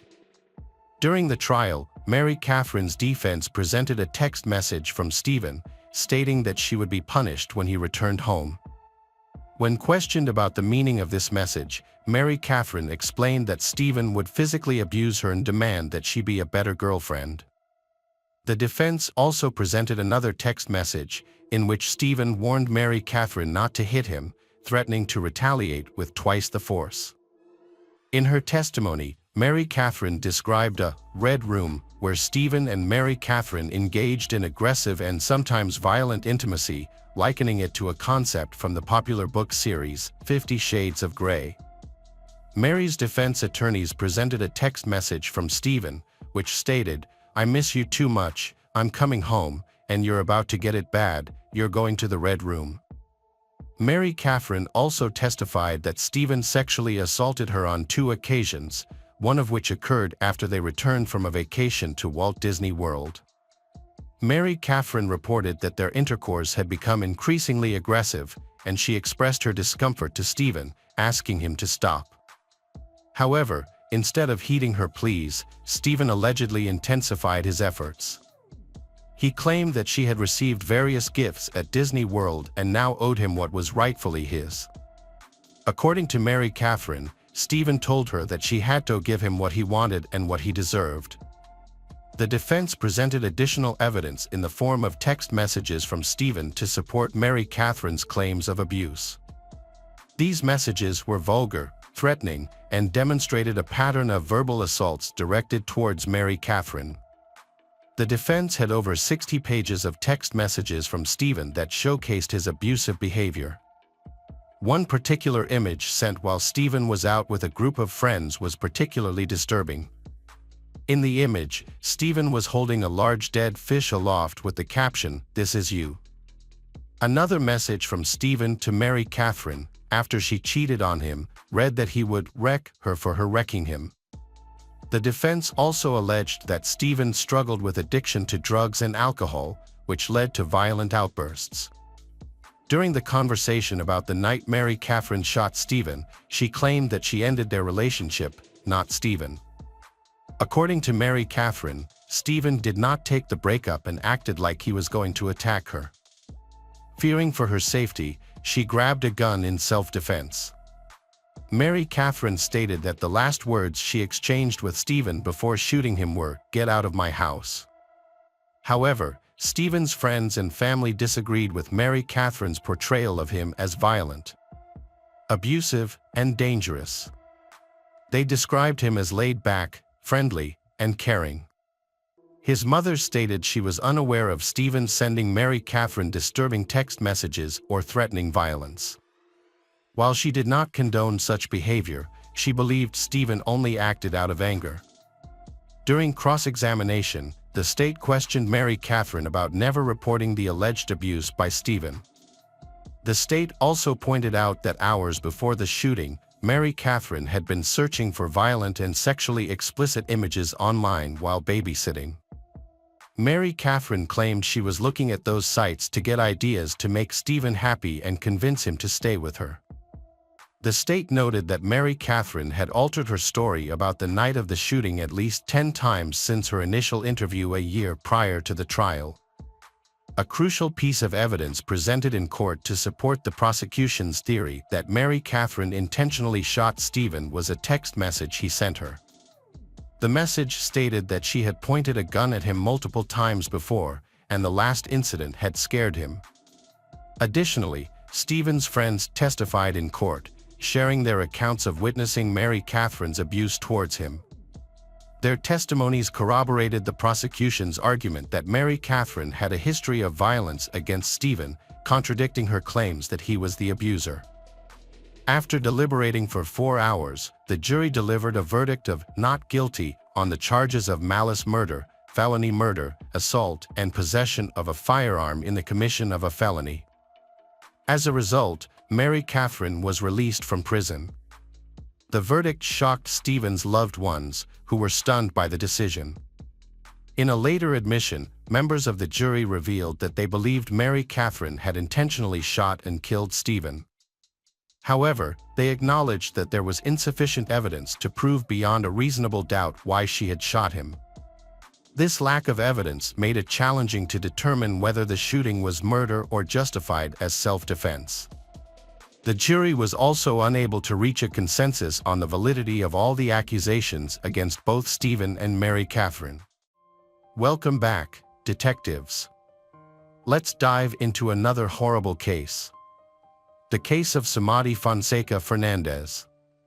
Samadi Fonseca Fernandez was born in Costa Rica in February 1975. Not much is known about her early family life. Samadi grew up in Cuba, where she lived with her mother, Sonia Fonseca. She attended a local school. Samadi often used force or deception to get what she wanted. Samadi's striking looks and perfect figure make her a magnet, especially to men. Samadi's beauty and charm are overshadowed by her greed, vanity, and self-interest, which ultimately drives men away. Furthermore, she is extremely jealous and aggressive. Samadi, due to her youthful resemblance to Barbie, spent several years working at a Universal Company bookstore, dressing up as the iconic doll. After graduating from high school, Samadi started a long-term relationship with Osvaldo Fernando Ballery, a local television journalist 16 years her senior. Their relationship resulted in the birth of children, Christopher in 1996 and Christina a year later. However, constant arguments and jealousy eventually led Samadi to end the relationship in 2012. Shortly after, Osvaldo, 53, died suddenly. Osvaldo did not include Samadi in his will. Samadi took drastic action and seized Osvaldo's house, changing the locks to prevent relatives and heirs from entering. Samadi also took away Osvaldo's valuables. Osvaldo's family was furious and took Samadi to court for theft. Police intervened and forced Samadi to leave the house, but no criminal charges were filed against her. Samadi had other relationships, most notably with Miguel Angel Perez, the father of Samadi's third daughter, Maria. Although some reports claimed the couple were officially married, the relationship ended in divorce after a few years. It was strange that some of Samadi's lovers disappeared or died mysteriously under mysterious circumstances. But for a long time, for some reason, no one paid any attention to it. Another former lover, Diaco, met a tragic end after breaking up with Samadi. He was murdered during a robbery. The killers were never caught or brought to justice. As with the previous case, there was much speculation surrounding Samadi's possible involvement, but there was no solid evidence linking her to the crime. Samadi's most famous victim was Gerardo Cruz, a native of Costa Rica, was born in December 1992 in the city of San Jose. Gerardo Cruz lived with his mother, Ana Patricia, who soon married a man named Hermes Rodriguez, who raised Gerardo Cruz as his own son. Gerardo Cruz he attended a regular school, developed a passion for motorcycles, and met his future partner, Carol, at a young age. By the time he was 23, Gerardo had settled down with Carol and their 4-year-old daughter, Genesis, in the suburban home of his aunt and uncle in San Sebastian. To support his family, Gerardo Cruz took a job at a local bakery. It was around this time, in the summer of 2015, that Gerardo Cruz met Samadhi, a 40-year-old woman who frequented the bakery. Despite her age, Samadhi was attractive. Samadhi began having affairs with men much younger than herself, because the attention of young lovers probably delighted Samadhi. Gerardo Cruz was one such affair. Despite the significant age difference, Gerardo Cruz quickly fell in love with Samadhi and began to meet secretly. Samadhi came to the bakery every day to see Gerardo Cruz, and other employees took notice of Samadhi's frequent visits. Samadhi would bring his 19-year-old daughter, Christina, with him to the bakery. Initially, Gerardo Cruz was able to balance his family life and secretly date Samadhi without either woman finding out. He eventually let his guard down. He began bragging about his success with women and began sharing stories with friends and colleagues about Samadhi, describing her as a great mistress who showered him with gifts. After just a few months together, in October 2015, Samadhi discovered the truth about Gerardo Cruz having a pregnant wife and a child. Samadhi was so angry that she started calling and texting Carol, Gerardo Cruz's wife, insulting her and threatening to kill Gerardo Cruz if he didn't belong to her. Gerardo Cruz tried to beg Carol's forgiveness. As for Samadhi, he did not take her threat seriously, believing that she would quickly calm down and find a new boyfriend. Just days after breaking up with Samadhi, Gerardo Cruz saw a man secretly filming a young girl's underwear with his phone. Gerardo Cruz filmed the man, stopped the girl, and advised her to report the incident to the police. He then chased the man, trying to capture his face on camera, until the man escaped in a taxi. Gerardo Cruz posted the video online and it quickly went viral. The man was identified as Luis Somano Delgado, a former member of the Ministry of Finance. The media picked up the story, and Gerardo Cruz became a national celebrity, outing Luis Somano Delgado in interviews. However, Luis Somano Delgado's lawyer accused Gerardo Cruz of wrongdoing, claiming that the video's distribution was illegal and preparing to file a lawsuit. Gerardo Cruz was surprised, wondering why he was being prosecuted instead of the man who committed the crime. Gerardo Cruz gave a radio interview confidently, without fear. The next day, he canceled his meeting with Oswald, citing an emergency after receiving a text message from Samadhi, supposedly to discuss another interview with a young woman in a park.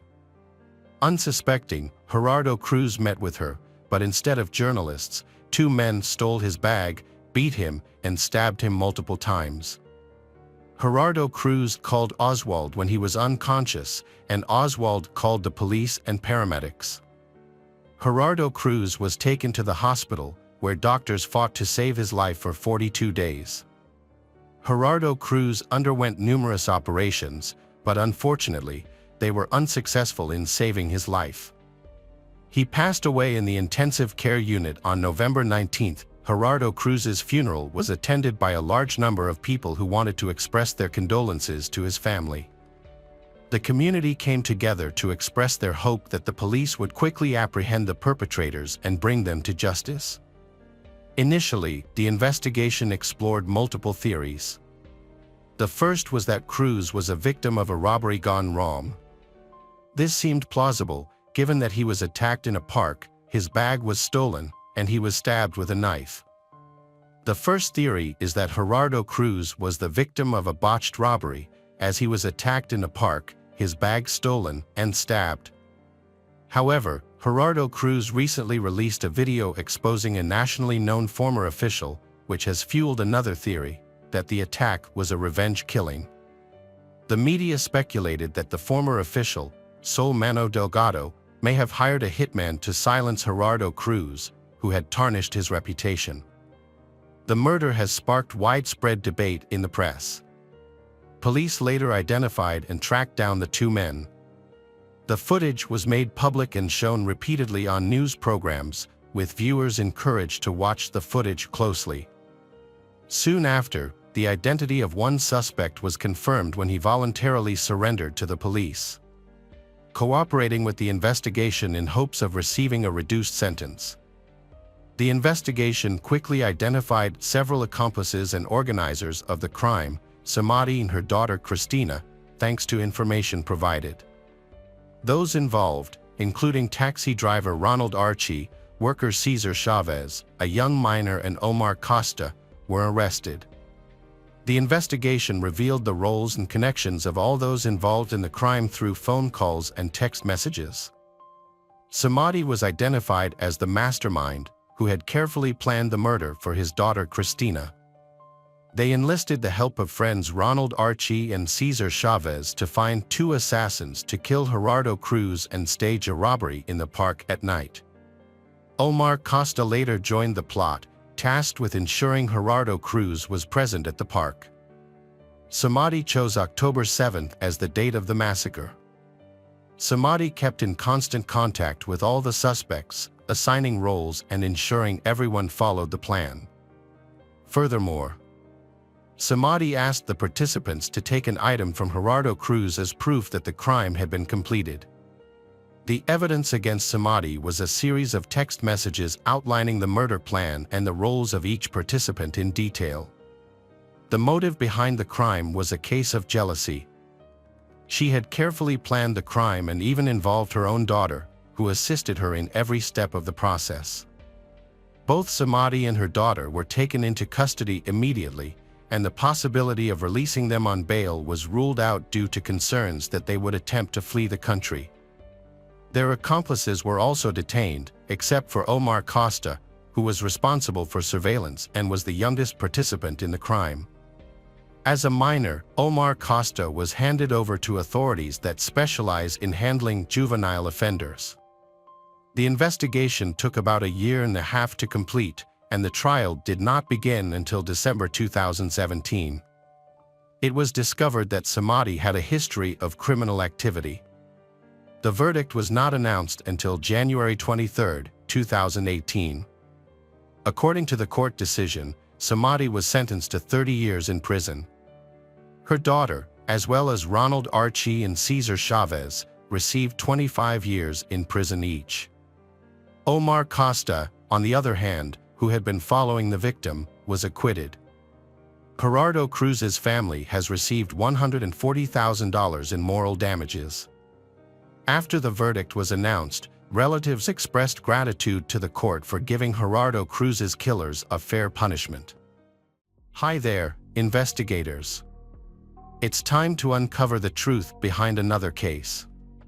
The case of Mike Williams. Jerry Michael Williams was born on October 16, 1969, in Bradfordville, just north of Tallahassee. His parents worked as a bus driver and a kindergarten teacher. To those close to him, he was known as Mike. Despite financial struggles, which led to Mike and his older brother being raised in a trailer, but their childhood was filled with happiness.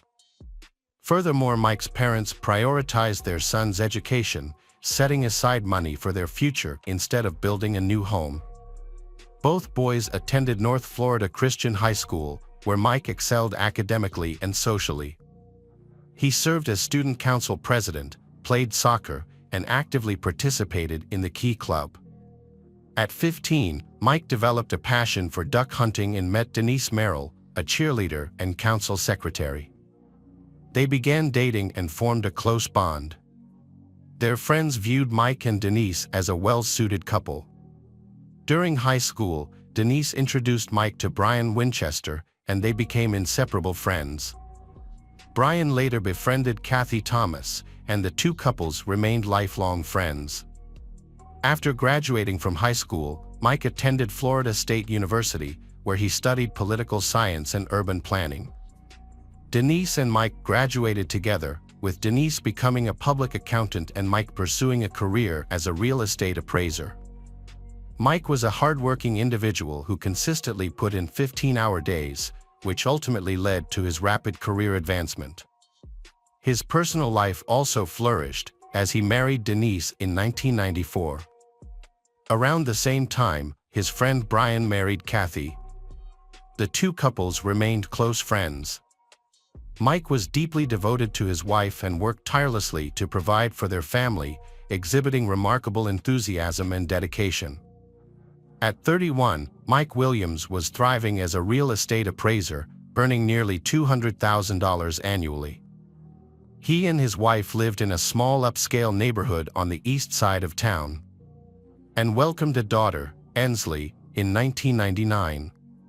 Despite engaging in risky activities, but he was always cautious and wanted to ensure that his family would be well provided for in the event of an emergency.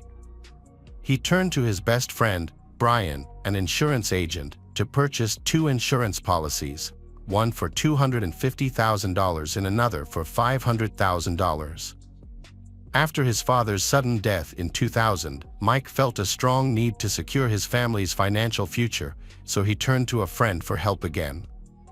Brian assisted him in obtaining a life insurance policy with a value of $1 million. 6 months before Mike disappeared, he bought life insurance worth nearly $2 million. On December 16, 2000, Mike woke up early to go duck hunting on Lake Seminole, a large reservoir connected to the Apalachicola River. It was Mike's 6th wedding anniversary, and he planned to celebrate with his wife Denise that night. However, when Denise and their daughter waited for Mike to return home at noon, he failed to show up. Denise became concerned and called her father. Her father then contacted Mike's best friend, Brian Winchester. Brian and his father went to Lake Seminole, where they found Mike's Ford Bronco parked near the boat dock, but there was no sign of Mike. They searched the areas where Mike liked to hunt but couldn't find him or his boat. They decided to contact the police. Investigators from the Florida Fish and Wildlife Conservation Agency were called in, and a search for Mike began. Later, a helicopter pilot spotted the boat drifting 225 feet from the boat ramp. When the boat was searched, Mike's shotgun was found, still in its case, shows that he has not used it.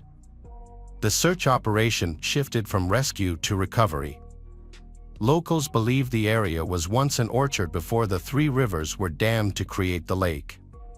The lake was nicknamed Stump Field due to the numerous remaining tree stumps above and below the waterline, which posed a hazard to motorized boats. Searchers hypothesized that Mike's boat struck a stump, causing him to fall into the water. His boots, filled with water, may have weighed him down, leading to his possible drowning.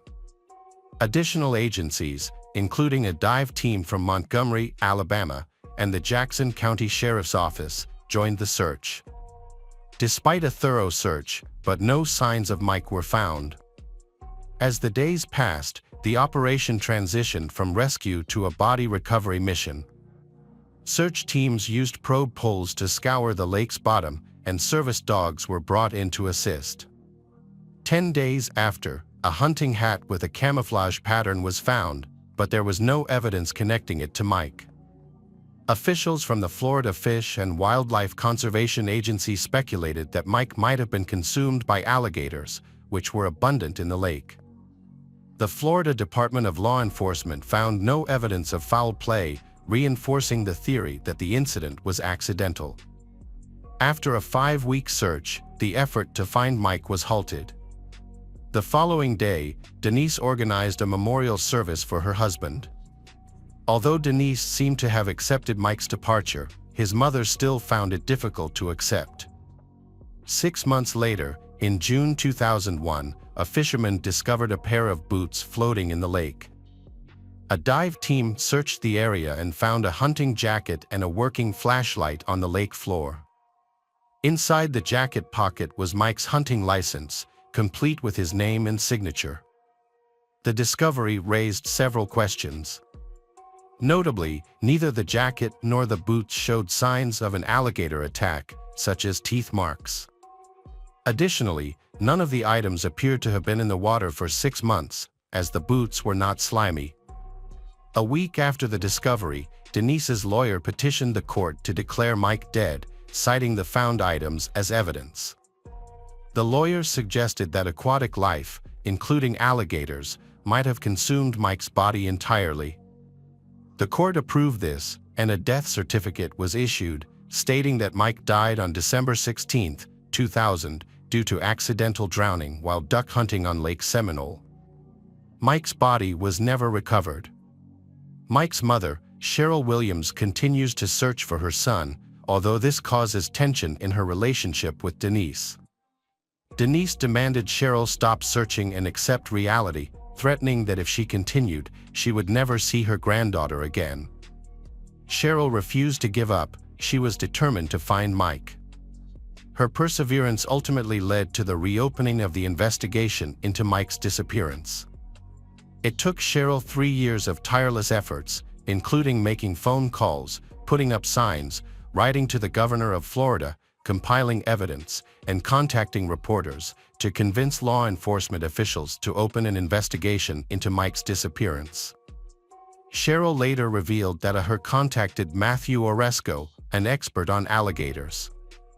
Oresco explained that alligators do not eat during the cold winter months due to low water temperatures, and their main priority is maintaining body heat.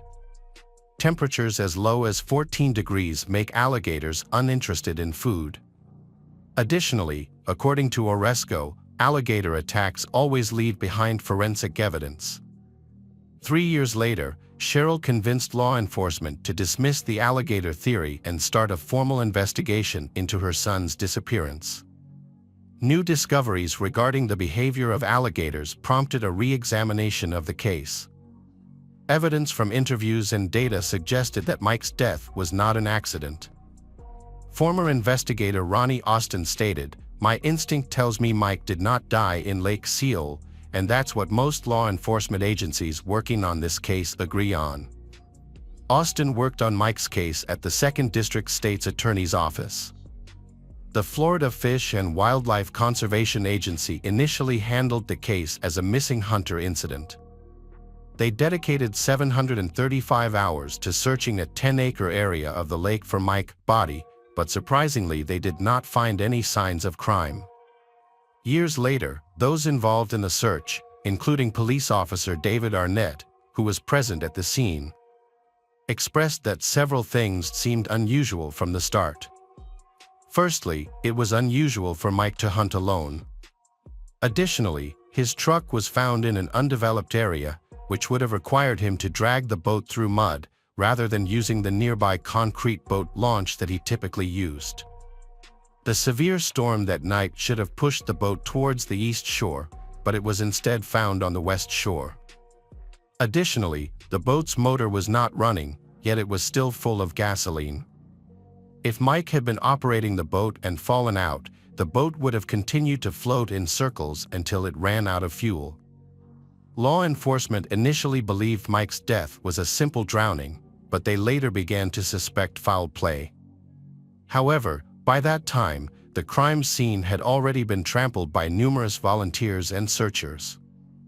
A vital piece of evidence, a vehicle, was taken by Mike's family without being inspected by investigators. Additionally, some potential witnesses were overlooked.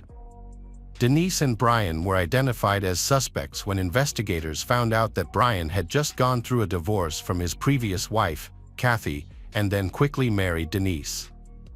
Furthermore, Denise had received nearly $2 million from Mike's life insurance policy. Detectives also found it suspicious that Brian had sold Mike the policy. The investigation raised more red flags when Denise, Mike's wife, showed no interest in helping with the investigation and tried to prevent Mrs. Cheryl from participating in the search. Denise even prohibited Cheryl from speaking with her granddaughter. When questioned, Brian provided an alibi, claiming he was at home, 60 miles from the lake, on the morning of Mike's disappearance. His ex-wife, Kathy, corroborated his story. Brian also mentioned that he had planned to go hunting with his father-in-law that morning but overslept. Denise's interrogation did not reveal any new information. In 2008, the Florida Department of Law Enforcement concluded that Mike's disappearance was not an accident, which is a criminal offense. However, due to insufficient evidence, they were unable to prosecute. Despite this, Mike's mother, Cheryl Williams, continued to seek answers.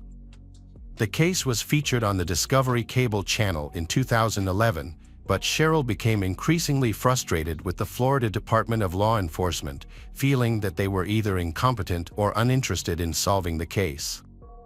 In 2012, she began writing daily letters to Governor Rick Scott, requesting that he either reassign the investigation to another agency or appoint a special prosecutor. Over the course of 9 years, Cheryl sent 2,600 letters to the governor.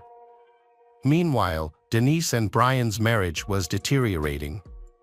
In 2012, Denise discovered Brian's infidelity, leading to their breakup. Denise filed for divorce the following year. During the lengthy divorce proceedings, an appraisal of their former home was scheduled in an effort to resolve their property disputes. This brought progress in Mike's case, as tensions between Denise and Brian reached a boiling point. Brian wanted to continue the marriage, but Denise wanted a divorce, because they were constantly arguing, and things were further complicated by the stress of Mike's investigation. Brian started calling Denise repeatedly, but she stopped answering his calls. He became overwhelmed by the stress in their relationship. On August 5, 2016, Denise was set to have her home appraised as part of a court order. That morning, she left her home to drive to work at Florida State University. While speaking with her sister on the phone, she noticed someone climbing over the back seat of her car. It was Brian. Brian pressed a loaded gun against Denise's and instructed her to drive straight ahead. Brian said he did this extreme thing because she had quit answering his phone calls. Denise attempted to calm Brian down by agreeing with him and promising to give their marriage another chance. Brian seemed to believe her. Denise assured him that she wouldn't report the incident to the police, and Brian exited the vehicle. As he left, he took several items with him, including a brown sheet, plastic sheeting, a bleach sprayer, and tools. It became clear that Denise had narrowly escaped a potentially fatal situation. She immediately called emergency services, and Brian was quickly arrested. He was charged with kidnapping, a first-degree felony in Florida that carries a maximum life sentence. He also faced charges of domestic violence and burglary. The court ordered Brian to be held without bail. Cheryl Williams expressed hope that Brian's arrest might lead to a breakthrough in her son's case.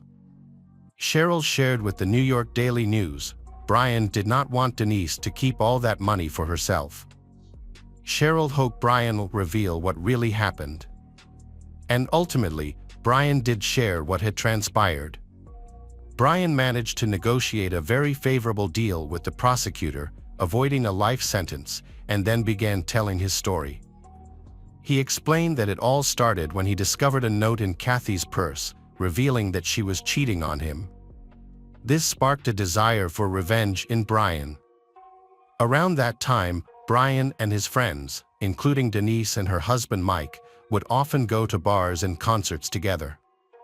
Brian had known Denise since high school, but he had never been attracted to her until Kathy's infidelity.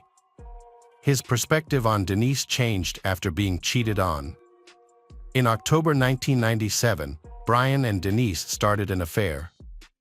Initially, it was just a casual encounter at a rock concert, but it quickly developed into regular and secret dates. They would meet at hotels during the workday whenever they had the chance.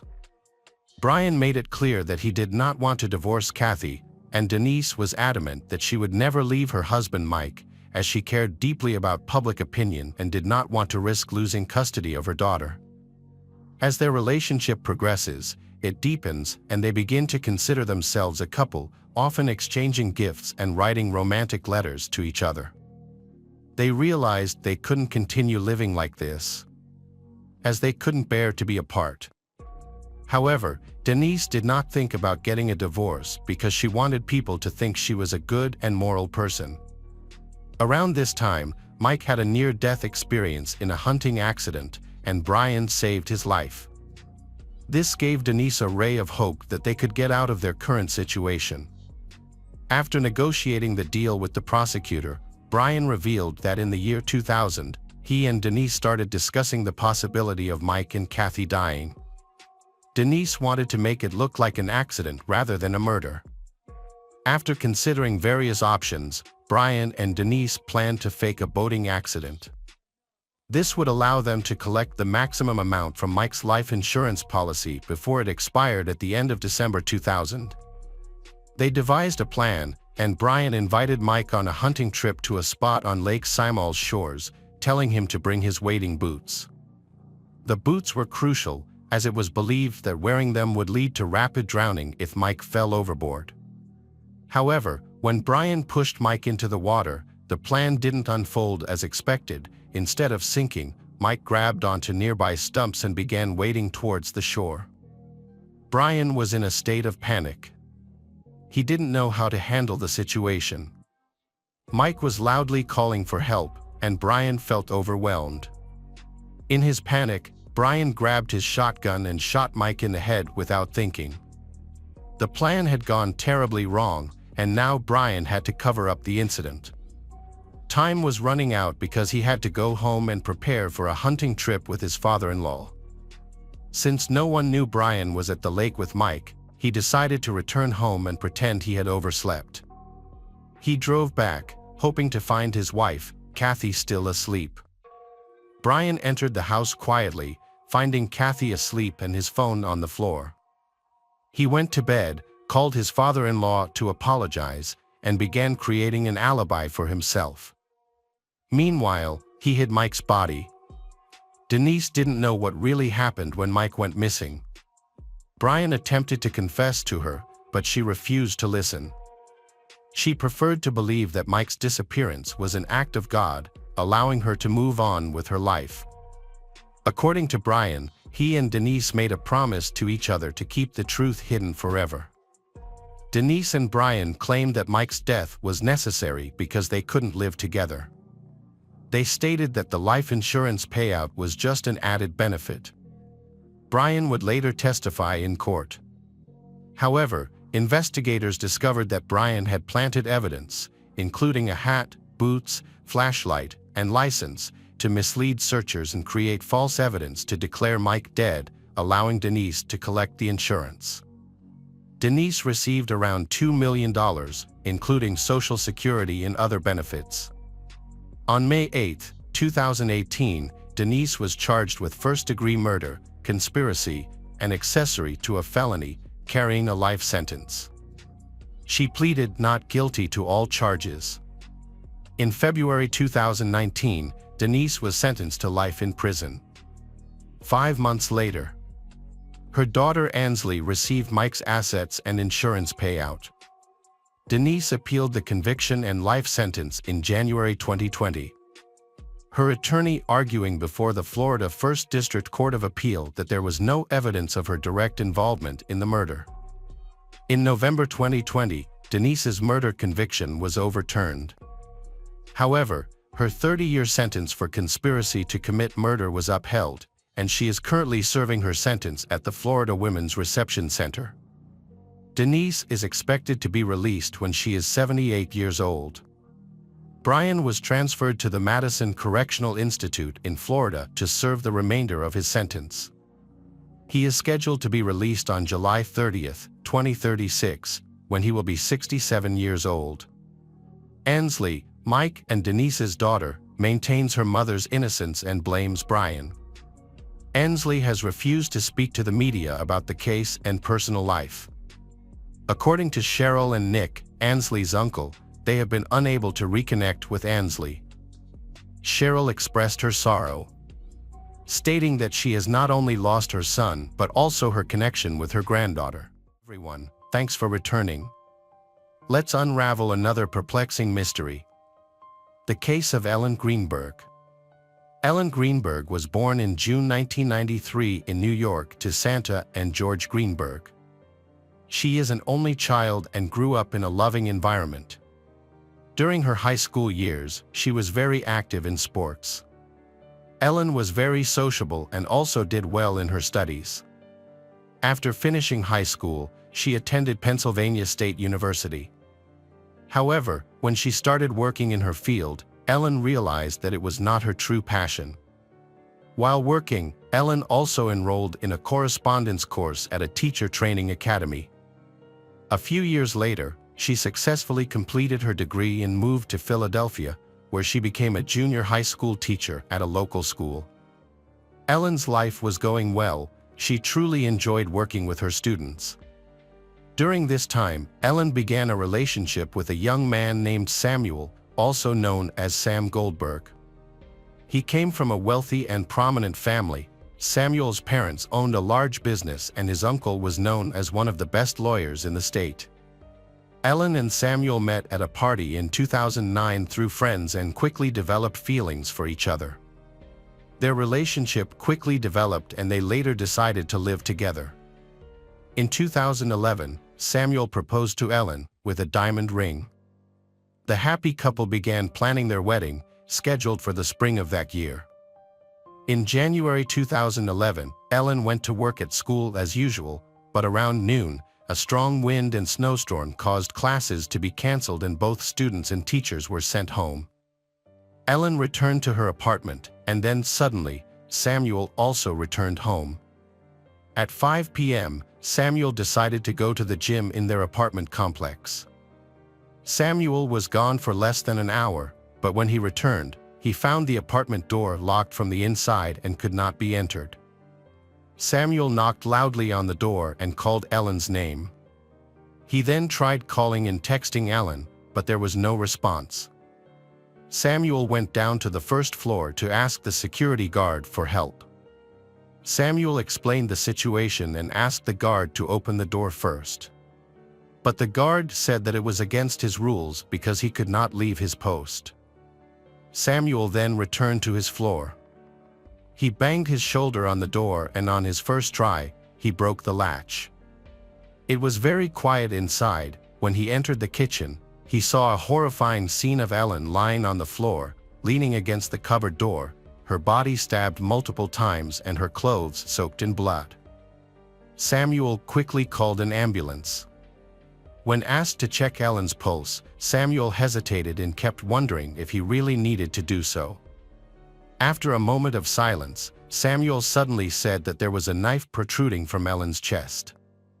Police arriving at the scene were surprised to find the door locked from the inside with a bolt, which Samuel had pushed open with his shoulder. There was no sign of forced entry or any intruder in the room. Nothing had been stolen from the apartment. During Ellen's autopsy, there were no signs of struggle or any attempt to defend herself, suggesting that the incident occurred suddenly and the victim had no time to react. Ellen's autopsy found about 20 stab wounds of varying depth, the fatal stab wound to her heart. Ellen struggled with anxiety and panic attacks. The situation became so severe that she sought the help of a psychologist. The initial assumption of the police, before the autopsy, was that Ellen had committed suicide. Ellen's therapist prescribed 2 anti-anxiety medications, which she took regularly. The psychologist confirmed that the medications would not affect Ellen's mental state or lead to thoughts of death. Despite her anxiety, Ellen never voiced such thoughts. Additionally, Ellen's friends and colleagues noticed that after she and Samuel began living together, her behavior began to change. Along with becoming anxious and restless, Ellen's parents also noticed similar strange behavior.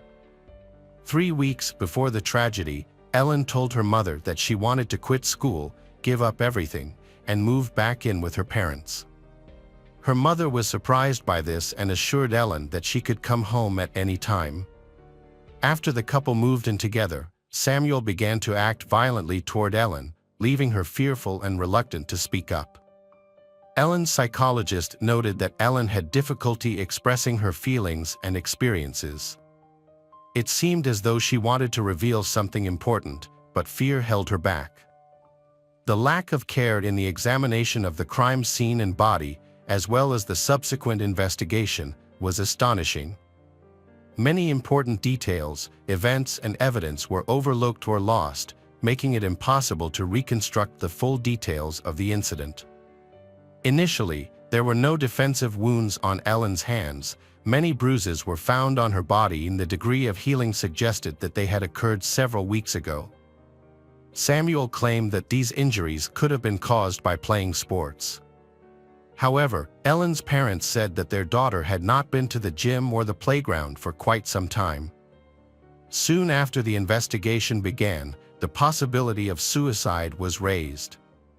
Ellen had approximately 20 penetrating wounds of varying depths, and forensic analysis showed that 10 of these wounds were from the back. If Ellen had been attacked from behind and suffered serious injuries, even if they did not kill Ellen immediately, they would have likely limited her ability to move and resist. It is highly unlikely that someone would inflict such wounds on themselves and then stab themselves deep into the heart, leading medical experts to question the cause of death.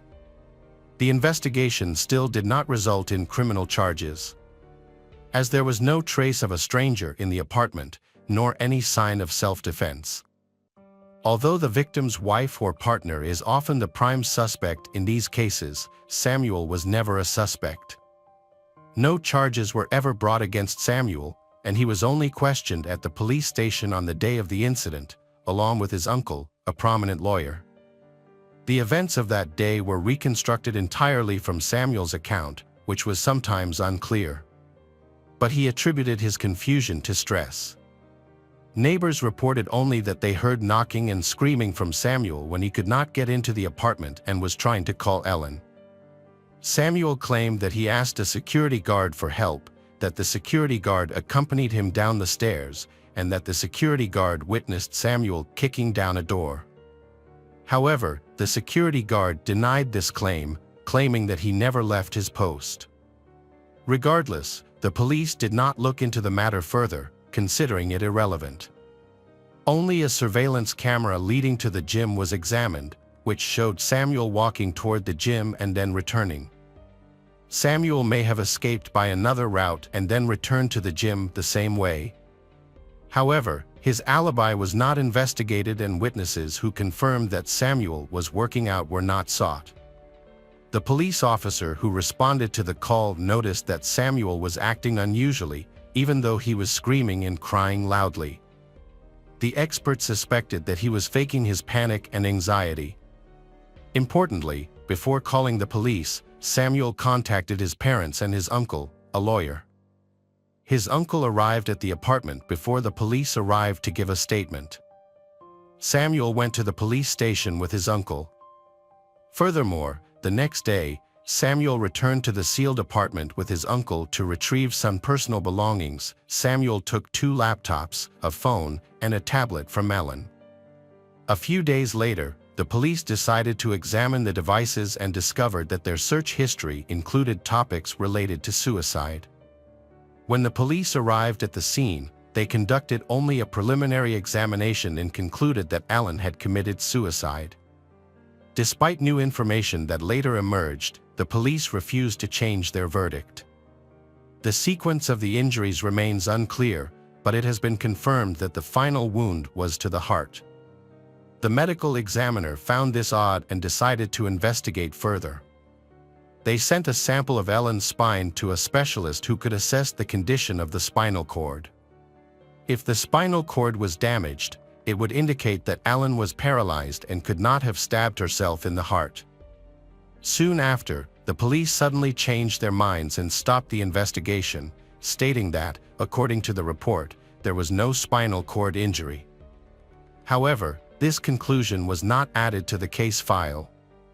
It was also not noted that although there were many serious injuries on Ellen's body, there was very little blood, suggesting that someone might have wiped it away. No one actively looked for any signs of blood that had been wiped away. Additionally, the apartment's trash bins had not been checked, meaning any potential evidence inside was lost forever. Samuel's family, who were the first to arrive on the scene, notified Ellen's parents of their daughter's death. Ellen's family, who lived several hundred miles away, quickly arrived on the scene. Ellen's parents received no clear explanation of what happened that night involving Ellen. They were given only vague conclusions and were told that no criminal investigation would be initiated. Ellen's parents then chose to conduct an investigation, bringing in independent experts. Shortly thereafter, a private investigator contacted them and offered to assist them for free, as he wanted to shed light on this puzzling case. The detective examined the evidence and concluded that Ellen's body had been moved after her death. He also discovered smears on the floor that looked like drag marks. Additionally, when reviewing the case, the security guard recalled that Samuel, who had asked for help, was wearing a tracksuit and said he had just come from the gym, when in fact he was wearing boots. Despite this new evidence and witness testimony, Ellen's parents were once again denied a criminal case and no further investigation was conducted. Ellen's parents were not allowed access to important case files. 4 years later, a young police officer joined the unit as an assistant prosecutor. After learning about this unusual unsolved case while in college, he decided to look into the archives to uncover the truth. His attention was drawn to the wound at the back of the head, which might have been the first sign that Ellen had been attacked from behind when she was not expecting it. He was concerned to note that there was no spinal cord injury, but there was no official document to prove it. He assumed it was lost somewhere in the archives. He later formally requested a copy of the document from the forensic center, and it turned out that no one had ever come to such a conclusion and the body had not been examined for spinal cord injury. A fragment of the spine was surprisingly preserved and could be re-examined. An independent specialist assessed it and found that the spinal cord had sustained damage in multiple areas, indicating that Ellen could not have caused any additional injuries to herself. The findings were submitted to the police, but after reviewing them again, they decided not to pursue criminal charges. In 2018, the medical examiner concluded that Ellen had inflicted all 20 of her injuries on herself. The investigation reached a dead end. In their grief, the parents hired a new lawyer and together they gathered all the previously undocumented documents, evidence, facts, and witness statements. In 2019, they filed a new lawsuit against the medical examiner and the police. The following spring, the case was accepted and settled, but the trial never took place due to the global pandemic. Due to negligence by the police and medical examiners, important evidence was lost forever. Ellen's parents created a social media page to track the progress of the investigation, sharing official documents, new information, and updates. Ellen's family, friends, and colleagues are convinced that she could not have killed herself, especially not in such a brutal way. In the summer of 2022, the case was dismissed again, and Ellen's parents successfully appealed to the district attorney's office, where a new prosecutor took over. The investigation was restarted 11 years after the tragic events, but to this day it remains unsolved. During the first year after the tragedy, Samuel tried to keep in touch with Ellen's family. However, he did not participate in their investigation and refused to communicate with the police. He seemed to have no interest in the case, as Samuel accepted Ellen's death as a suicide. Samuel got married a year later. He and his wife moved to another state and cut ties with Ellen's family. They are now raising 2 children together. Thanks for returning. Let's unravel another perplexing mystery. The case of Mackenzie Lueck. Mackenzie Lueck was born on March 8, 1996, to Diana and Gregory Leck. Her father worked in healthcare logistics and administration, and her mother was a homemaker. Mackenzie grew up in El Segundo, a city in Los Angeles County, California, with an older brother and two younger brothers. Mackenzie attended El Segundo High School, where she was a member of the swim team and played water polo. Mackenzie was a hardworking student with a strong interest in art, music, and animals. Mackenzie attended the University of Utah, where she majored in kinesiology and nursing and was a member of the Alpha Kappa Omega sorority. While in college, Mackenzie shared her feminist views and switched her political orientation from major party to conservative third party. Mackenzie worked at a biotesting company in Salt Lake City. Mackenzie wanted to pursue a career in health sciences, discussed with her counselors plans to attend nursing or medical school, and expected to graduate in May 2020. The Mackenzie family lived a normal life until everything changed on June 17, 2019. On that day, Mackenzie returned to Salt Lake City, Utah, after her grandmother's funeral. She arrived at Salt Lake City International Airport around 2 a.m. and texted her mother, "Just landed and love you, Mom." When her mother Diana answered a few moments later, Diana discovered that Mackenzie's phone was turned off. Her father Gregory also tried to call Mackenzie but was routed to her voicemail, causing Mackenzie's family to become very concerned for her safety. On June 20th, Mackenzie's parents realized that her friends had not seen or heard from her either. Mackenzie's friends reported her missing to the Salt Lake City Police Department. Over the next 2 weeks, while Mackenzie's parents Diana, Gregory, and their 3 sons tried everything they could to find Mackenzie in California, Mackenzie's Alpha Kappa Omega sorority sisters organized search efforts in Utah. They even created a Facebook page called Find Mackenzie Lewick to attract national media attention to the case.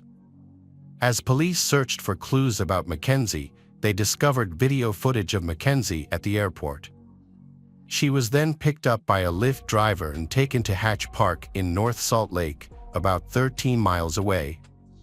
Police checked Mackenzie's cell phone records, confirming that Mackenzie had been at the park. Police also discovered that Mackenzie had exchanged several text messages with a person named AAE, whom she had allegedly met on a dating website and planned to meet in person. Mackenzie's last text message to AAE was sent at 2:58 a.m. Cell phone records showed that both Mackenzie and AAE were at Hatch Park at the same time. Notably, at 2:59 a.m., Mackenzie's phone stopped transmitting data or location information, indicating that the phone had been turned off. Police tracked AAE's cell phone signal, which led them from the park to his home at 547 North 1000 West in a Fair Park neighborhood. Police found that AAE's cell phone was at his home at 3:07 a.m., just 7 to 8 minutes after he picked up Mackenzie from the park. Since AAE was the prime suspect in Mackenzie's disappearance, police decided to execute a search warrant at his home. During the search, police discovered a newly dug area in the backyard. Inside this area, they found burned human bones, muscle tissue, and charred personal items. In a nearby alley, police also discovered charred fabric and other items belonging to the victim. After the DNA from the bones matched the DNA profile of the items found, police identified the victim as Mackenzie. A neighbor reported a foul odor coming from a campfire in AAE's backyard, which was also fueled by gasoline, on June 17th and again on June 18th. This is where police found a shallow grave containing bones and tissue. Police impounded AAE's car after detecting a strong smell of gasoline and finding a red gas can in the trunk. They discovered that a can of gasoline had been purchased at a local store at 9 a.m. the day Mackenzie went missing. After arresting AAE, police checked his cell phone records, which showed AAE's phone was in Logan Canyon, a location where he buried Mackenzie's body on June 25th. Between 2:30 p.m. and 4:30 p.m. police searched the area and found freshly disturbed soil in a wooded area near the main road, where they discovered a charred human body. On July 3rd, the medical examiner confirmed that the body was that of Mackenzie. Her hands had been bound behind her back with zip ties and rope. The cause of death was determined to be blunt force trauma to the left side of the skull, and her death was classified as a homicide. On October 7, 2020, AAE pleaded guilty to first-degree aggravated murder and third-degree indignity to a human body in connection with Mackenzie's death. AAE was sentenced to life in prison without parole, plus 5 years for indecent assault on Mackenzie. AAE was also charged with kidnapping another woman in March 2018, whom AAE met on a dating website. In addition, AAE was charged with 19 counts of sexual exploitation of a minor. These charges arose in August 2019 when police discovered child pornography on AAE's computer while investigating Mackenzie's death on July 2. The images reportedly showed children aged between 4 and 8. On October 1, 2020, AAE pleaded not guilty to these charges and the pornography charges were eventually dismissed. The tragic death of Mackenzie Lueck has had a profound impact on her family, friends, and the entire nation. Her cheerful personality, zest for life, and desire to make a positive impact were suddenly ended by a senseless act of violence. Mackenzie's story serves as an important reminder to always be cautious and safe, especially when using online dating services. Rest in peace, Mackenzie Lueck. Hi everyone, thanks for returning. Let's unravel another perplexing mystery. The case of the Roman family. Jean-Claude Roman was born on February 11, 1954 in Laas, France, and grew up in Claques, Jura. He received his baccalaureate in 1971. He began his studies at Lycée du Parc in Lyon but dropped out after 1 semester. He then enrolled in medical school. Florence Cray was born on March 6, 1956. She pursued a medical degree at the University of Lyon, where she met Jean-Claude Roman, a distant cousin of her family. Initially, they didn't have a strong connection and barely spent time together. However, through mutual friends and study sessions, they gradually grew closer. Jean-Claude was attracted to Florence and he made an effort to win her over. In return, Florence considered him an ordinary person, not particularly outstanding. Her ideal partner was someone who combined the typical qualities of a doctor: intelligent, charming, and attractive. After failing her second exam, Florence decided to switch from medicine to pharmacy. Jean-Claude and her friend Luc Ladmiral also supported her decision. The three of them maintained the habit of studying, taking exams, and supporting each other for a long time, finally graduating in 1980. Florence and Jean-Claude then married, and 6 years later they welcomed their first daughter, Caroline. 2 years later they had a son, Antoine, after Caroline was born. Florence lived a normal life as a wife and mother, working part-time locally to support her family. Her husband, Jean-Claude Roman, worked for the World Health Organization in Geneva, near their home in France. In late December 1992, Florence was out running errands in Fère, France. Her children, Caroline and Antoine, were at school, and Jean-Claude was at work in Geneva. It was a normal day, with Florence still thinking about their recent Christmas celebrations. While she was out, she met the school principal. They exchanged holiday greetings and began discussing their Christmas experiences. The conversation eventually turned to an incident involving Florence's husband. The principal mentioned that the principal had been demoted due to an affair with a teacher, which led to a school board meeting. Her husband, Jean-Claude, also served on the school board, so the principal wanted to discuss the matter with Jean-Claude, so the principal's secretary tried to find Jean-Claude's contact information in the World Health Organization directory, since Jean-Claude worked there. However, Jean-Claude's name was not found, which the principal found strange. Florence laughed it off, but she was also curious. Florence assured the principal that there must be a good reason why Jean-Claude's name and phone number were not listed, and she promised to raise the matter with Jean-Claude when he got home from work. Jean-Claude and his acquaintances have lost touch. He keeps his professional life private, sharing very little with family and friends. His wife, Florence, believes he is a respected researcher in the medical field, but she knows little about his work, and Florence does not even have his office phone number. If Florence needed to contact him urgently, she would page him, and he would call her back as soon as possible. When friends asked Florence about Jean-Claude's role at the World Health Organization, WHO, she would laugh and admit that she wasn't sure. Sometimes, she would jokingly speculate that he might be a secret spy. In 1992, Florence discovered that the WHO hosted an annual Christmas tree event where staff members could bring their families to decorate a tree together. What surprised her was that Jean-Claude had never mentioned this event to her. Florence was deeply disturbed by the recent events surrounding her husband.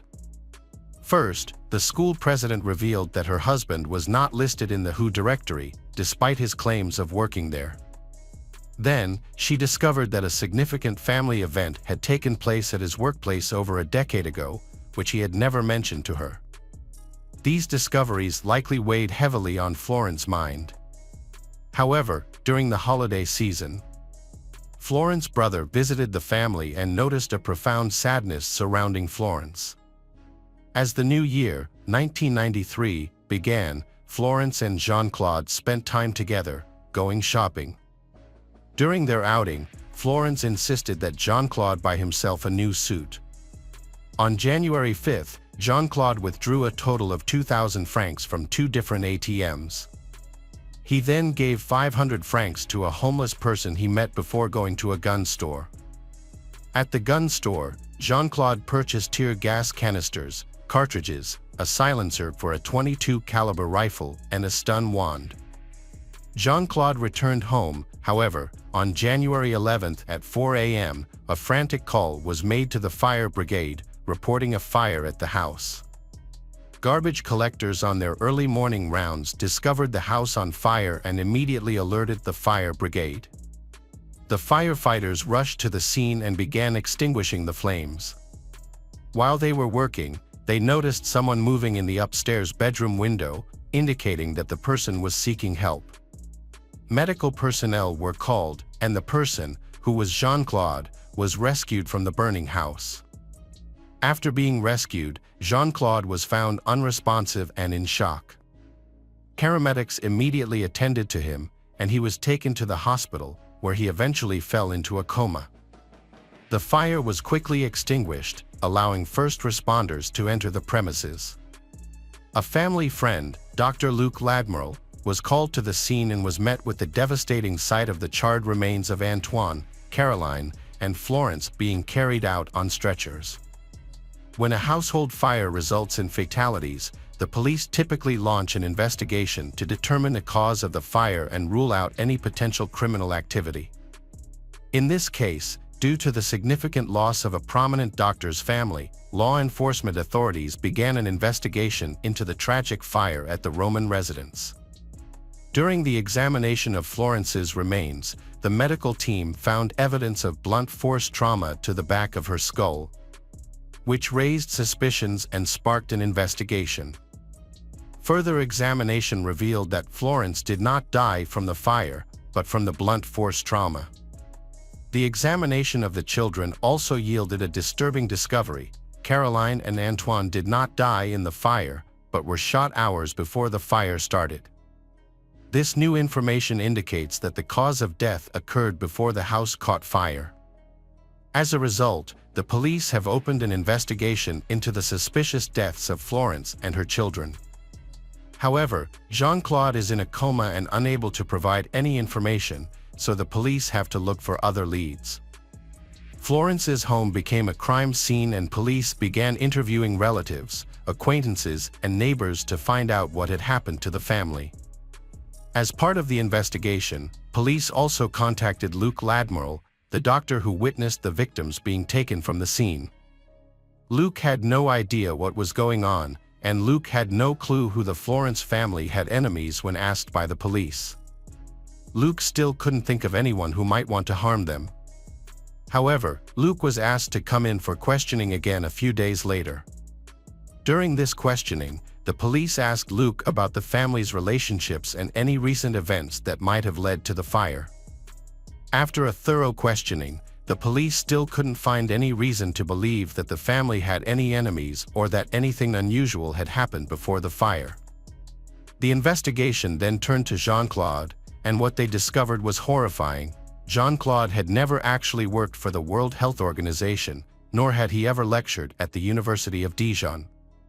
In fact, he wasn't even a qualified doctor. Luke is initially skeptical, but as he thinks back to his time studying with Jean-Claude, he begins to realize that something is wrong. Luke recalls a specific incident from his second year when Jean-Claude was absent from an exam, and Luke visited Jean-Claude at home and found him unwell, with clammy skin, a pale complexion, and dark circles under his eyes. Jean-Claude confided in Luke that he was battling lymphoma, a cancer that had been under control but worsened by the stress of the exam. Luke promised to keep this a secret, especially from Florence, as Jean-Claude had asked him to. The police were unable to obtain any significant information from Luke, so they decided to wait for the results of the forensic tests on the victims. The police noticed several unusual things about the house. All the doors were locked from the inside, indicating that no one had broken in. At first, the main theory was that the fire was an accident. However, the condition of the bodies made them consider other possibilities. The findings pointed to a more complex and sinister scenario, therefore, it was necessary to interrogate Jean-Claude. Since Jean-Claude had been in a coma for several weeks, the police made him their prime suspect and conducted a full investigation during that time. After verifying with the university, it was found that Jean-Claude had spent 12 years studying, passing his first-year exams but failing those in the second year. Since there were no restrictions on re-enrollment, Jean-Claude kept signing up for the second year, attending classes and studying medical texts for over a decade. What was puzzling was that he never managed to pass the second-year exam. Jean-Claude's uncle went to his parents' house to break the tragic news. When Jean-Claude's uncle entered the house, he found the bodies of Jean-Claude's mother and father dead, both shot with the same gun used to kill Antoine and Caroline. An autopsy confirmed that the gun was the same, and the estimated time of death suggested that the murders were related. The situation becomes even more mysterious after the tragedies become public. The police receive an anonymous call from a woman. She is reluctant to get involved in the investigation but has important information to share. She reveals that she had a romantic relationship with Jean-Claude after meeting him in Paris. She was also told that he was a researcher at the World Health Organization. The woman was misled into believing that Jean-Claude was involved in and funding major research projects. He also presented himself as having a significant position in Geneva's banks, making them seem very attractive. Jean-Claude convinced her to invest in a Swiss bank by offering an unusually high 18% interest rate. The woman eventually agreed to give Jean-Claude 990,000 francs to invest, expecting to receive her returns after 3 months. As the deadline approached in early January, she reminded Jean-Claude of their agreement, stressing that she urgently needed the funds to support herself and her family. After negotiating, Jean-Claude invited the woman to dinner with a well-known politician, which sparked her interest in recovering her investment. On the agreed day, Jean-Claude picked her up in Paris, and they began their journey. However, as night fell, they found themselves lost on the road. Jean-Claude suddenly stopped the car and attacked the woman with tear gas, a stun wand, and a cable in an attempt to subdue her. Despite being caught off guard, the woman fought back fiercely and managed to escape the vehicle. Jean-Claude chased after her but stopped when she begged for mercy. After his plan failed, Jean-Claude begged for forgiveness and used a familiar excuse with the woman, claiming that his lymphoma was acting up, causing his erratic behavior. The woman agreed not to talk about the incident. As the police looked into Jean-Claude, they began to see him as a con man and a manipulator. When Jean-Claude awoke from his coma, he was immediately approached by the police, who wanted him to confess, but Jean-Claude chose to remain silent. With a blank expression, he stared into space, reluctant to speak when the police asked him about the events of January 9th, the fire, the shooting of Antoine and Caroline, Florence's serious injuries, and the discovery of his dead parents. Despite repeated questioning, Jean-Claude revealed nothing. The truth about Jean-Claude's life was finally revealed to the police. That's when he decided to break his silence. The reasons for this sudden change are still unclear, but it marked the beginning of him speaking out. On the evening of January 9th, Jean-Claude and his wife Florence spent a typical night at home. After putting their children to bed, they went to their bedroom. However, Jean-Claude's memories of that night are unclear until he recalls a disturbing scene, finding his wife lying in a pool of blood on their bed, with a bloodied rolling pin in his hand. Confused about what had happened, Jean-Claude claims he didn't remember if an argument had occurred. He then went to sleep beside his wife's body.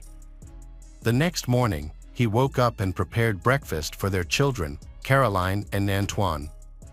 He served them cereal and joined them to watch TV. When the children asked about their mother, Jean-Claude told them she was unwell and needed to rest. After breakfast, Jean-Claude urged Caroline to go upstairs to her bedroom. Jean-Claude then took out a .22 caliber rifle, equipped with a silencer, and shot his 7-year-old daughter Caroline in the back of the head, killing her. His son Antoine also met a similar tragic end. After the shootings, Jean-Claude left the house and went about his daily routine, appearing normal to those around him. He bought newspapers and watched television at home. However, Jean-Claude received a phone call from his parents inviting him to lunch, which he accepted. Jean-Claude drove to his parents' home and joined them for lunch. After lunch, Jean-Claude asked his father to go upstairs with him, saying Jean-Claude needed help with a faulty boiler pipe. Jean-Claude's elderly father checked the pipe at Jean-Claude's request. However, Jean-Claude shot his father in the back.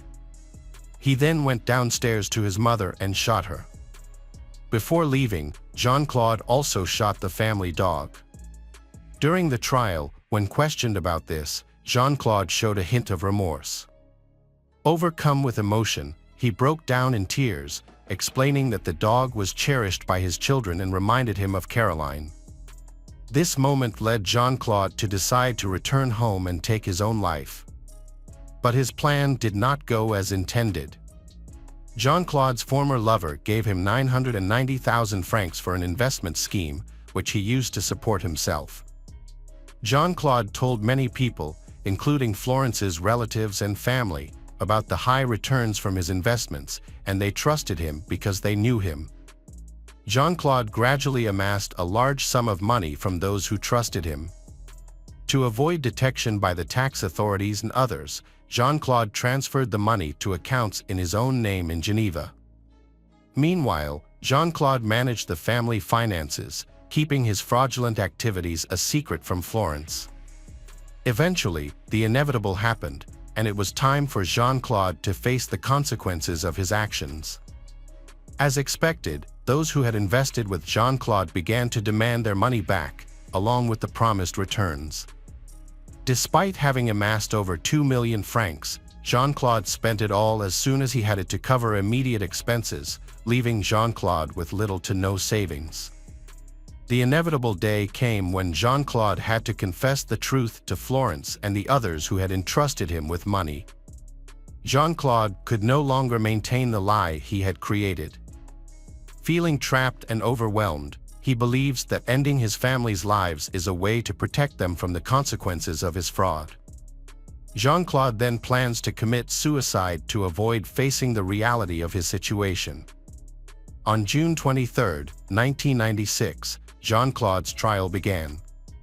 Throughout the trial, Jean-Claude remained largely silent, sitting behind a glass partition with police on either side. On July 2, the court delivered its verdict. Jean-Claude was found guilty of murdering his wife, children, and parents. He was given a life sentence with no chance of parole for 22 years.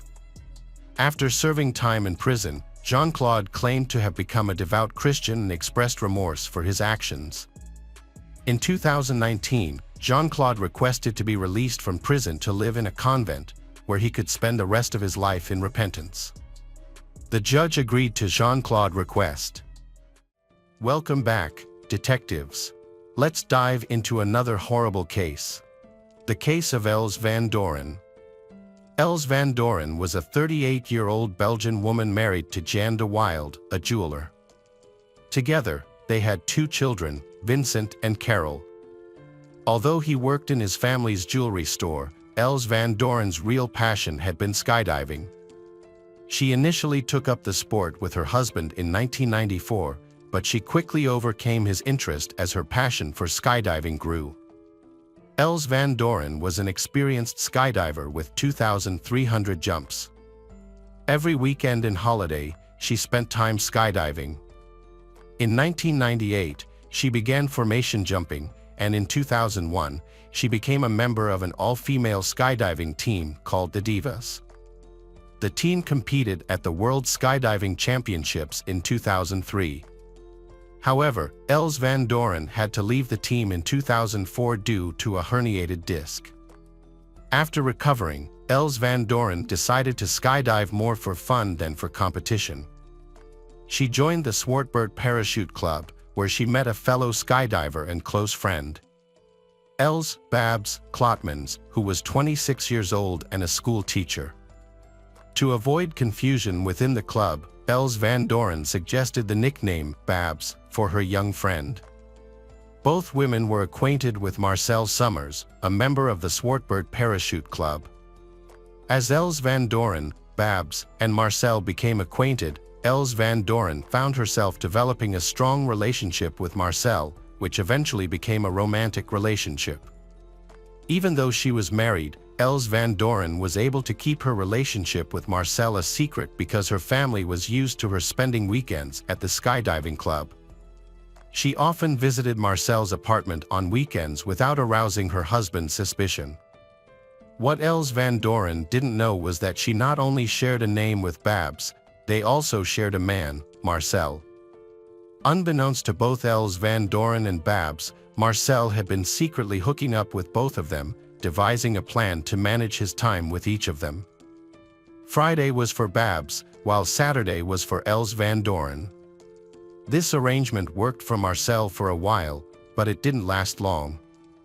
On Friday evening, November 10, 2006, something unexpected happened. As planned, Babs went to Marcel's residence for a weekly meeting, but what she didn't know was that Els van Doren had also decided to surprise Marcel that night. Babs and Marcel had just finished dinner and were returning to their apartment when they met Els van Doren, who was waiting outside the door. That night, Babs did not sleep in Marcel's bed as expected. Instead, she slept in a sleeping bag on the living room floor, while Marcel and her friend, Els van Doren, were in the bedroom. While in the living room, Babs noticed Els van Doren's parachute and skydiving equipment nearby. Feeling hurt and betrayed by her friend's actions, Babs acted in a way that would ultimately have devastating consequences. On November 18, 2006, 12 members of the skydiving club, including Els van Doren, Babs, and Marcel, boarded a flight over Flanders. Their plan was to jump in a 4-person formation from 13,000 feet with Tom, another skydiver. During the jump, they would hold hands before leaving and opening their parachutes. Els van Doren and Tom jumped out of the plane as scheduled, but Babs seemed to have jumped a little late. As they free fell, Babs struggled to keep up with the group. At an altitude of 9,000 feet, Marcel, Els van Doren, and Tom decided to break formation to safely open their parachutes.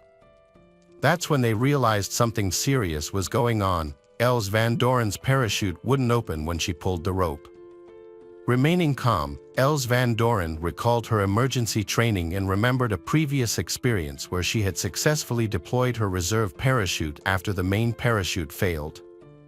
Els Van Doren was plummeting towards the ground at a speed of 200 kilometers per hour, with only 20 seconds to perform an emergency maneuver to ensure a safe landing.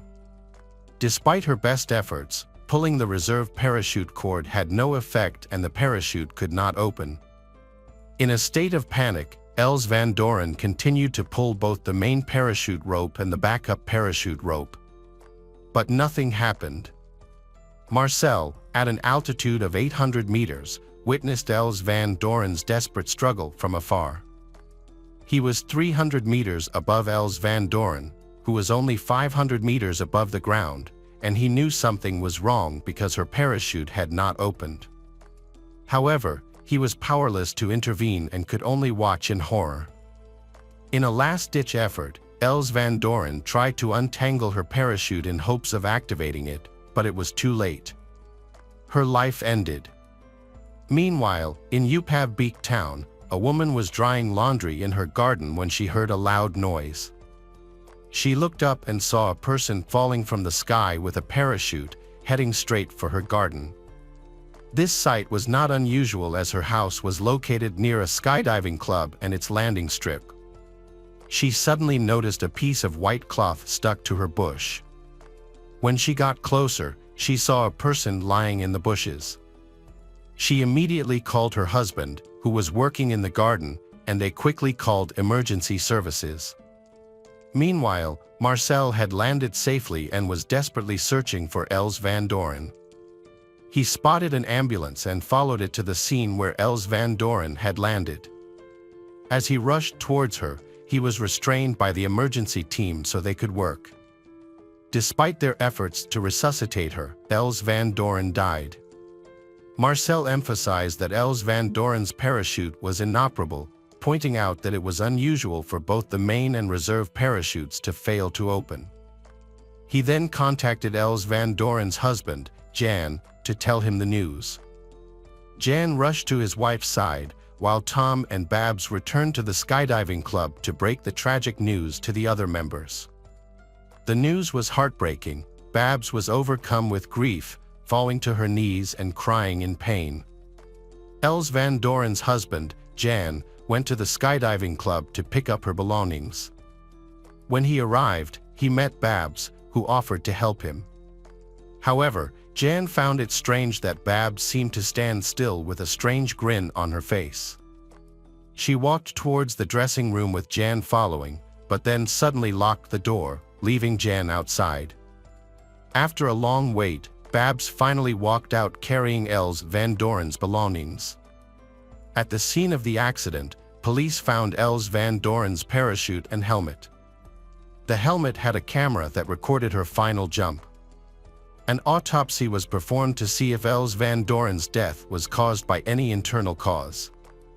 Results showed no signs of alcohol or drugs, leading investigators to conclude that her death was a murder or suicide. This conclusion was based on the severe fractures and internal bleeding caused by the fall. Els Van Doren's family suspected that she might have been murdered by someone in her own skydiving club, someone who knew how parachutes worked. As a result, club members were asked not to attend her funeral, but some of Els Van Doren's close friends chose to ignore this request. The family's suffering became even greater when police revealed that Els Van Doren had a secret affair with Marcel Summers that lasted more than 5 years. Jan was especially hurt when he learned that some of his club members knew about the affair, people he considered friends, but they all had kept quiet. What was even more painful was that Els Van Doren had told her clubmates that she had divorced her husband, which was not true. Els Van Doren had passed away just 1 day before her child Carol's 15th birthday. At the funeral, Carol gave a heartfelt speech, recalling how her family had prevented her mother from skydiving. They had longed for her to be with them, but Carol also admitted that her mother had been a unique person who wouldn't have been happy if she had given up what she loved. After the funeral, police began investigating the incident with Els Van Doren's reserve parachute. They sent a skydiving expert to check the parachute and look for abnormalities. Experts quickly discovered a critical problem. The pilot chute, a small auxiliary parachute that helped deploy the main or reserve parachute, was missing. Obviously, someone had deliberately removed it. Experts also discovered that the main parachute activation cord and one of the cords connecting to the emergency parachute had been cut. During the final review of body cam footage of Els van Doren's fatal skydiving accident, an unidentified piece of red fabric was seen in front of her. Investigators were unable to identify the object as part of Els van Doren's equipment. They therefore asked OPLAB residents to thoroughly search their garden and surrounding area for the piece of red cloth and warned them to handle it carefully if found, as it could be potential evidence containing the DNA of the person responsible for sabotaging Els van Doren's parachute. Unfortunately, no one was able to find the piece of fabric. A week after Els van Doren's death, a surprising discovery was made when Babs found the pilot's chute. According to Babs, she had discovered the parachute hanging from a tree while driving between OPLAB and Genk on the way back from Marcel's apartment. Instead of contacting the police directly, she told Marcel about the discovery. Marcel then called the police, who arrived at the location and found Babs visibly shaken and emotional. The police were skeptical of Babs' story, as they found it unusual that she had stumbled upon the pilot's chute. Babs insisted it had been just a coincidence, explaining that she had taken a different route home and had been delayed by a slow-moving tractor. She said this delay had caused her to look up and see the parachute hanging about 20 meters above her, which she interpreted as a sign from Els van Doren. The police were suspicious because they knew that only investigators knew that the pilot had been missing. At that time, 3 people were the main suspects in Els van Doren's suspected murder case: her husband Jan, her lover Marcel, and her friend Babs. Police searched Marcel's residence and eventually identified him as a suspect. They later also cleared Jan as a suspect. They then searched Babs' home and confiscated items such as her phone, laptop, and diary. In her diary, she had written down her feelings following the advice of her psychiatrist. Later, Els Klotmans, also known as Babs, was questioned by the police about her relationship with Marcel and what had happened to Els van Doren. During the interrogation, Babs insisted she had had nothing to do with Els van Doren's parachute. She blamed Marcel, claiming that he had often taken care of Els van Doren's equipment when she stayed at his place on the weekends, or blamed Jan, claiming that Els van Doren had often left her belongings at his house during the week. After the initial interrogation, Babs was released and went home.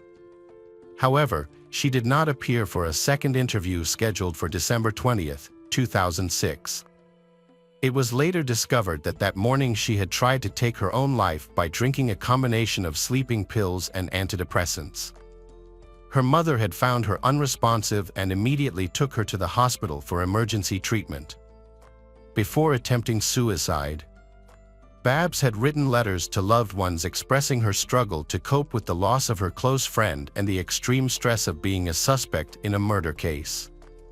After recovering, Babs had been admitted to a psychiatric hospital for 15 days for close observation.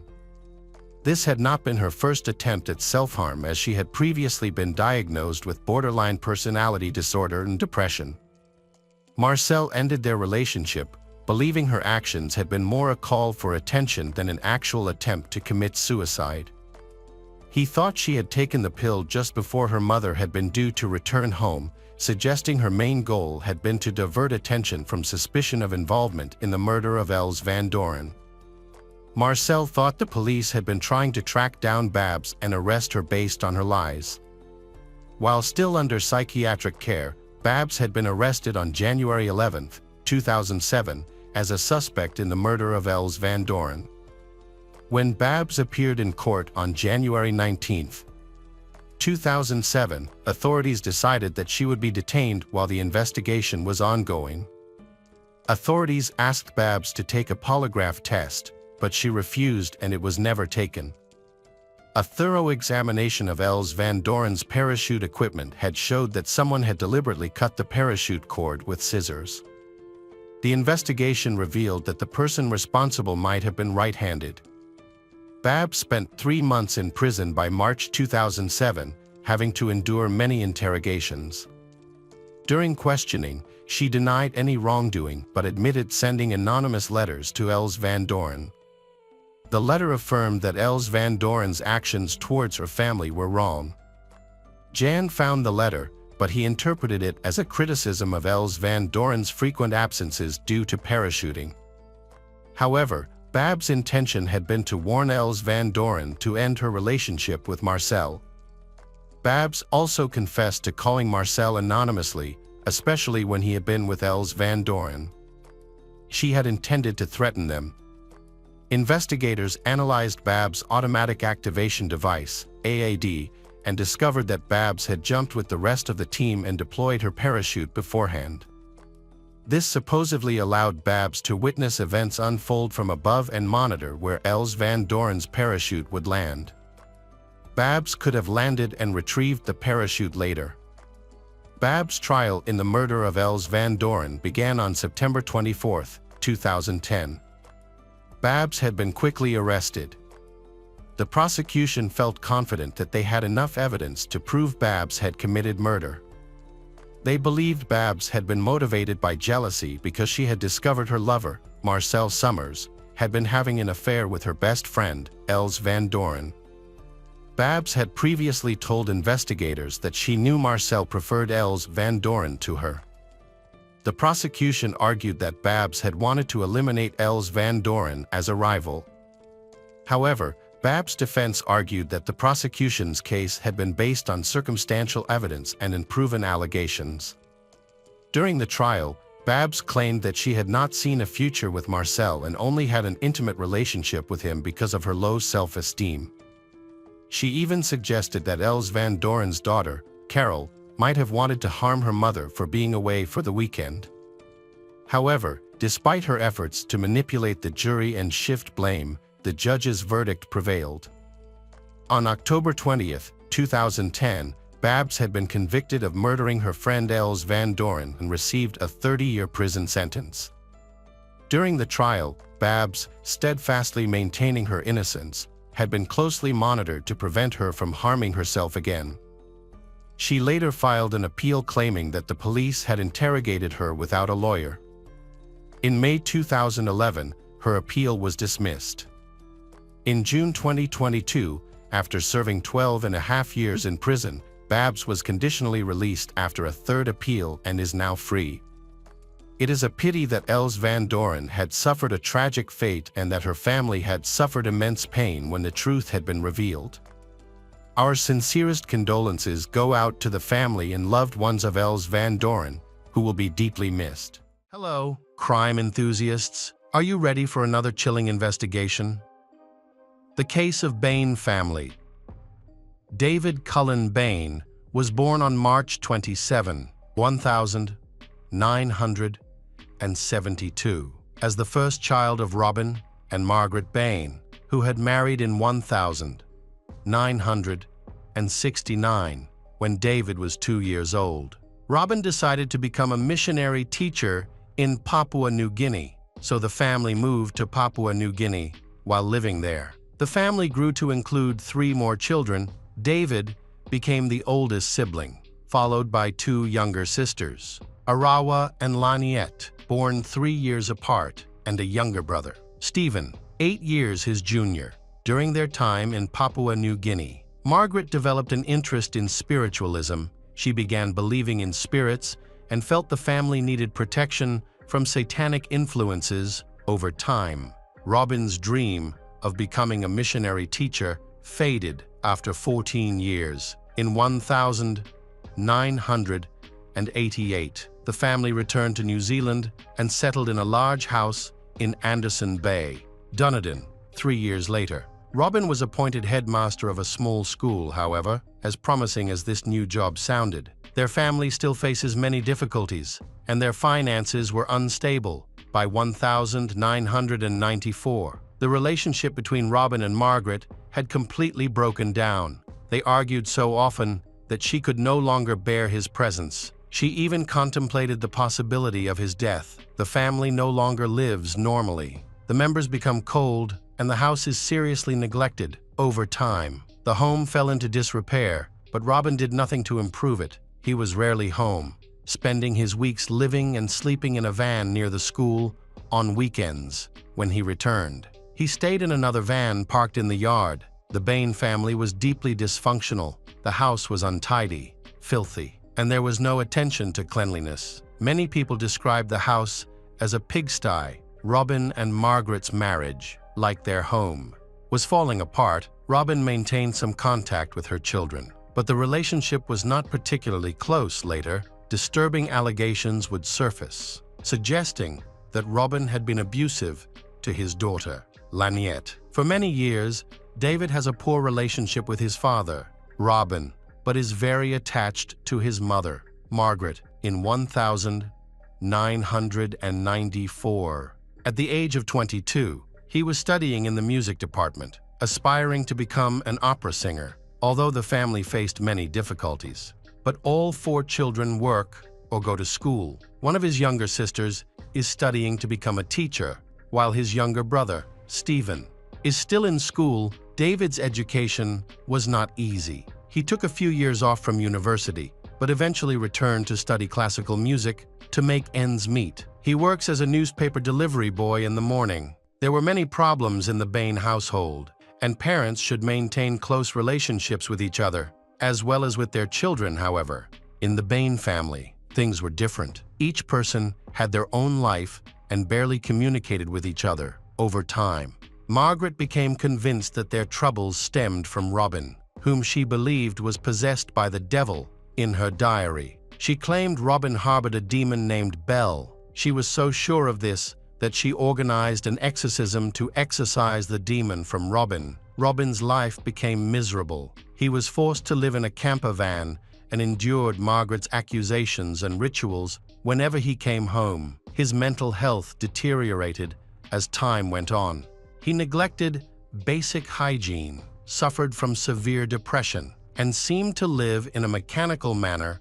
Colleagues described his behavior as robotic. By June of that year, the family's issues had reached a breaking point, though no one could have predicted the tragic incident that would soon unfold. On the morning of Monday, June 20, 1994, tragedy struck in the Bain household. At 7:09 a.m., David made a frantic call to emergency services and reported that they were all dead, saying he had come home to find his whole family dead. Upon investigation, authorities discovered that Margaret, Arawa, and Laniette were dead in their beds. Stephen was also dead, but his body showed signs of a struggle. Robin was found lying on the living room floor, also dead. David's rifle was found in the same room as Robin's body. A computer was turned on nearby, displaying the message, "Sorry, but David is the only one who deserves to live." When police arrived at the scene, they found a horrific scene: 5 people dead. At the outset of the investigation, police focused on 2 main suspects, Robin and David. Since Robin was deceased, the focus shifted toward unraveling what had truly occurred. The crime scene was staged, make investigators believe that Robin was the killer, as he was found in the living room, holding a rifle nearby. A computer displayed a suicide note believed to be from Robin, implying that he had murdered his entire family. The case, in addition to its tragic nature, is becoming increasingly noteworthy given the length of the rifle and the angle at which the bullet entered Robin's head. It was clear that he could not have harmed himself. In addition, the direction of the blood flow from the wound indicated that his head had been moved immediately after his death. This made investigators suspicious and focused their investigation on another suspect, David. The police began questioning David's actions and statements. If Robin had killed the family, why had David been spared? His account raised further doubts. He said he finished delivering newspapers at 6:40 a.m., and a neighbor confirmed seeing he return home at 6:42 a.m. However, he did not call anyone for help for the next 24 minutes, which raised many questions. When questioned by investigators, David explained that he had fainted from shock and did not know what to do. He also could not provide a reasonable explanation for the fresh wounds on his forehead and knees. In addition, the gun found next to Robin's body belonged to David, making the case even more serious. He admitted he was the only one who knew where the rifle was stored and how to access the safe where it was kept. As suspicions towards David grew, the police arrested him 4 days after the incident, charging him with the murder of his 5 family members. Digital forensics became critical to the investigation, as it was discovered that the computer used to type the note had been turned on at 6:44 a.m. based on witness testimony and David's own account. He returned home at 6:42 a.m., meaning the computer was turned on after his arrival. In the following days, new evidence emerged that proved Robin's innocence. Specifically, there was no blood found on his clothes, including the shoes and socks he was wearing that day. In addition, the rifle did not have his fingerprints. If he harms himself, his fingerprints would have been on the gun. Additionally, no traces of gunpowder were found on him, despite this mounting evidence. Just 17 days after the Bain family murders, relatives decided to burn down the house. They were concerned that teenagers might set fire to the empty house and potentially harm themselves. To prevent this, the relatives took it upon themselves to demolish the house before setting the house on fire. They invited the fire department to supervise. Within minutes, the house was engulfed in bright flames.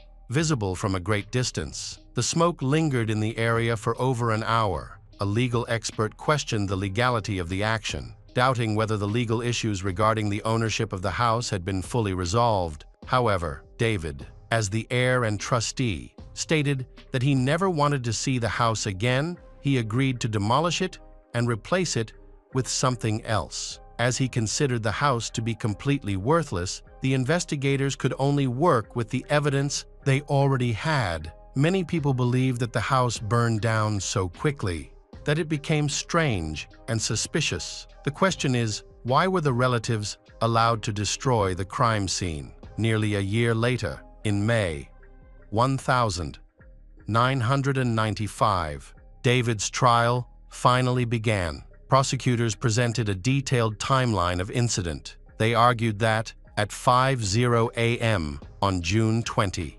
David woke up to the sound of his alarm clock. After getting dressed, he put on a pair of opera gloves, retrieved his rifle, ammunition from the closet, and used a spare key to unlock the trigger lock. He then murdered Arawa, Laniette, and Stephen. During a violent fight with Stephen, David lost a lens from his glasses and suffered multiple injuries, leaving blood at the scene. After the fight, he put his bloody clothes in the washing machine, started it, and took a shower. Then, changing into clean clothes, this left bloodstains in both the laundry room and the bathroom. After cleaning up, he followed his usual routine. He delivered newspapers and returned home at 6:42 a.m. He went upstairs, turned on his computer at 6:44 a.m., typed a message, and waited for his father, Robin, to arrive. Robin typically entered the house to pray at 7:00 a.m., and that day was no exception. David hid behind the living room curtain, waited for Robin to kneel in prayer, then attacked Robin at close range. Finally, he staged the scene to make it appear as if Robin had harmed himself. At 7:09 a.m., he called emergency services, pretending to be distraught. However, in court, David presented a completely different version of events. David claimed he woke up at his usual time, prepared the newspapers, and left the house with his dog. He said he returned home at 6:42 a.m., went to his room to take off his shoes, and then went downstairs to wash his hands and put his clothes in the washing machine. According to David, there was no blood anywhere. When he returned to his bedroom, he noticed bullets on the floor and the lock. Panicking, he searched the house and discovered Margaret, Arawa, Laniette, and Stephen murdered in their bedrooms. He found Robin dead in the living room. David claimed he then fainted for 20 minutes before calling emergency services. David's defense team argued that Robin had killed the family, then turned on the computer, left notes on computer, and ended up harming himself, however. This theory had several inconsistencies. David himself admitted he was the only one who knew where the rifle key was kept. Additionally, he could not explain the injuries he had, or explain the 20 minutes he was unconscious. The prosecution, on the other hand, claimed that he had a financial motive for committing the crime. They argued that he wanted to inherit money and knew that his parents had saved a large sum of money to buy a new house. David Bain was ultimately convicted on all 5 counts of murder and sentenced to life imprisonment with the possibility of parole after 16 years in the following years. The case continued to attract public attention. News of the Bain family tragedy spread rapidly across the country, sparking intense debate, and opinions are divided as to who is really responsible. One person particularly intrigued by the case was former rugby player and celebrity Joe Karam. After retiring from football, he researched and followed the case closely. He believed in David's innocence, and over the years, he visited David in prison more than 200 times. He even wrote 4 books about the case. His thorough research and persistent advocacy put enormous pressure on the judicial system, leading to a decision to appeal to the Privy Council. This appeal, which began in May 2007, came 12 years after David's initial imprisonment. The review of the case revealed significant issues. As the investigation uncovered a major error involving David, this led to the quashing of the conviction and a retrial. The Privy Council in London expressed doubts about David's conviction, especially since new evidence had emerged after the trial that had not been disclosed. For instance, one witness, Dean O'Toole, a friend of David's younger sister, Laniette, claimed that Laniette had once confided in her about experiencing incest with their father.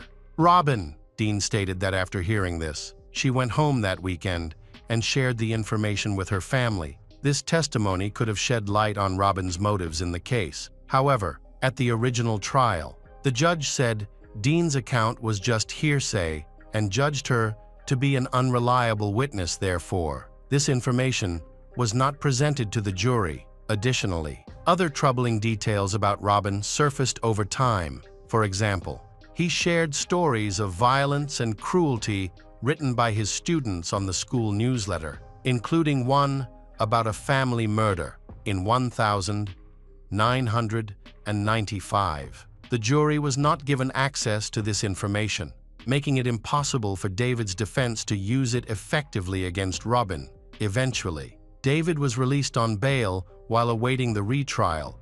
During this time, he stayed with Joe for a few months, then moving to Auckland. For David, this temporary freedom must have felt like a rare luxury, as he still had to appear in court again a year later. In March 2009, the trial resumed.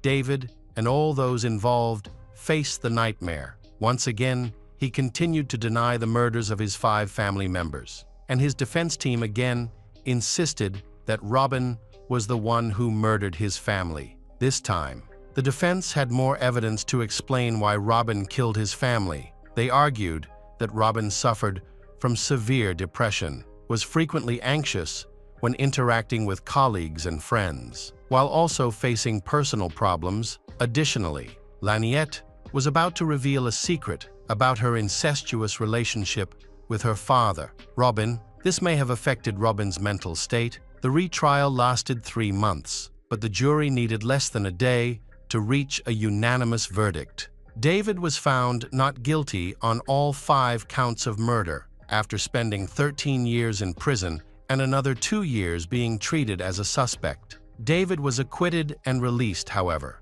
there are still skeptics who believe he is the killer. On the other hand, there are grounds for suspicion that Robin was the killer. He was very dissatisfied with his life, and if rumors of his unhealthy relationship with his daughter, Laniette, are true, that may have sent him into a state of panic. Several diaries found in Robin's truck, along with disturbing testimony from his co-workers, have painted him as a troubled and unstable individual. This case remains a highly controversial subject, and there are many conflicting opinions. David sought compensation for his wrongful conviction due to the high-profile nature of the case. The New Zealand Justice Minister appointed overseas judges to assess David's claim. The review concluded that he was entitled to compensation for his losses. However, by the time the necessary documents were completed, the Justice Minister had resigned, and his successor disagreed with the terms of the compensation.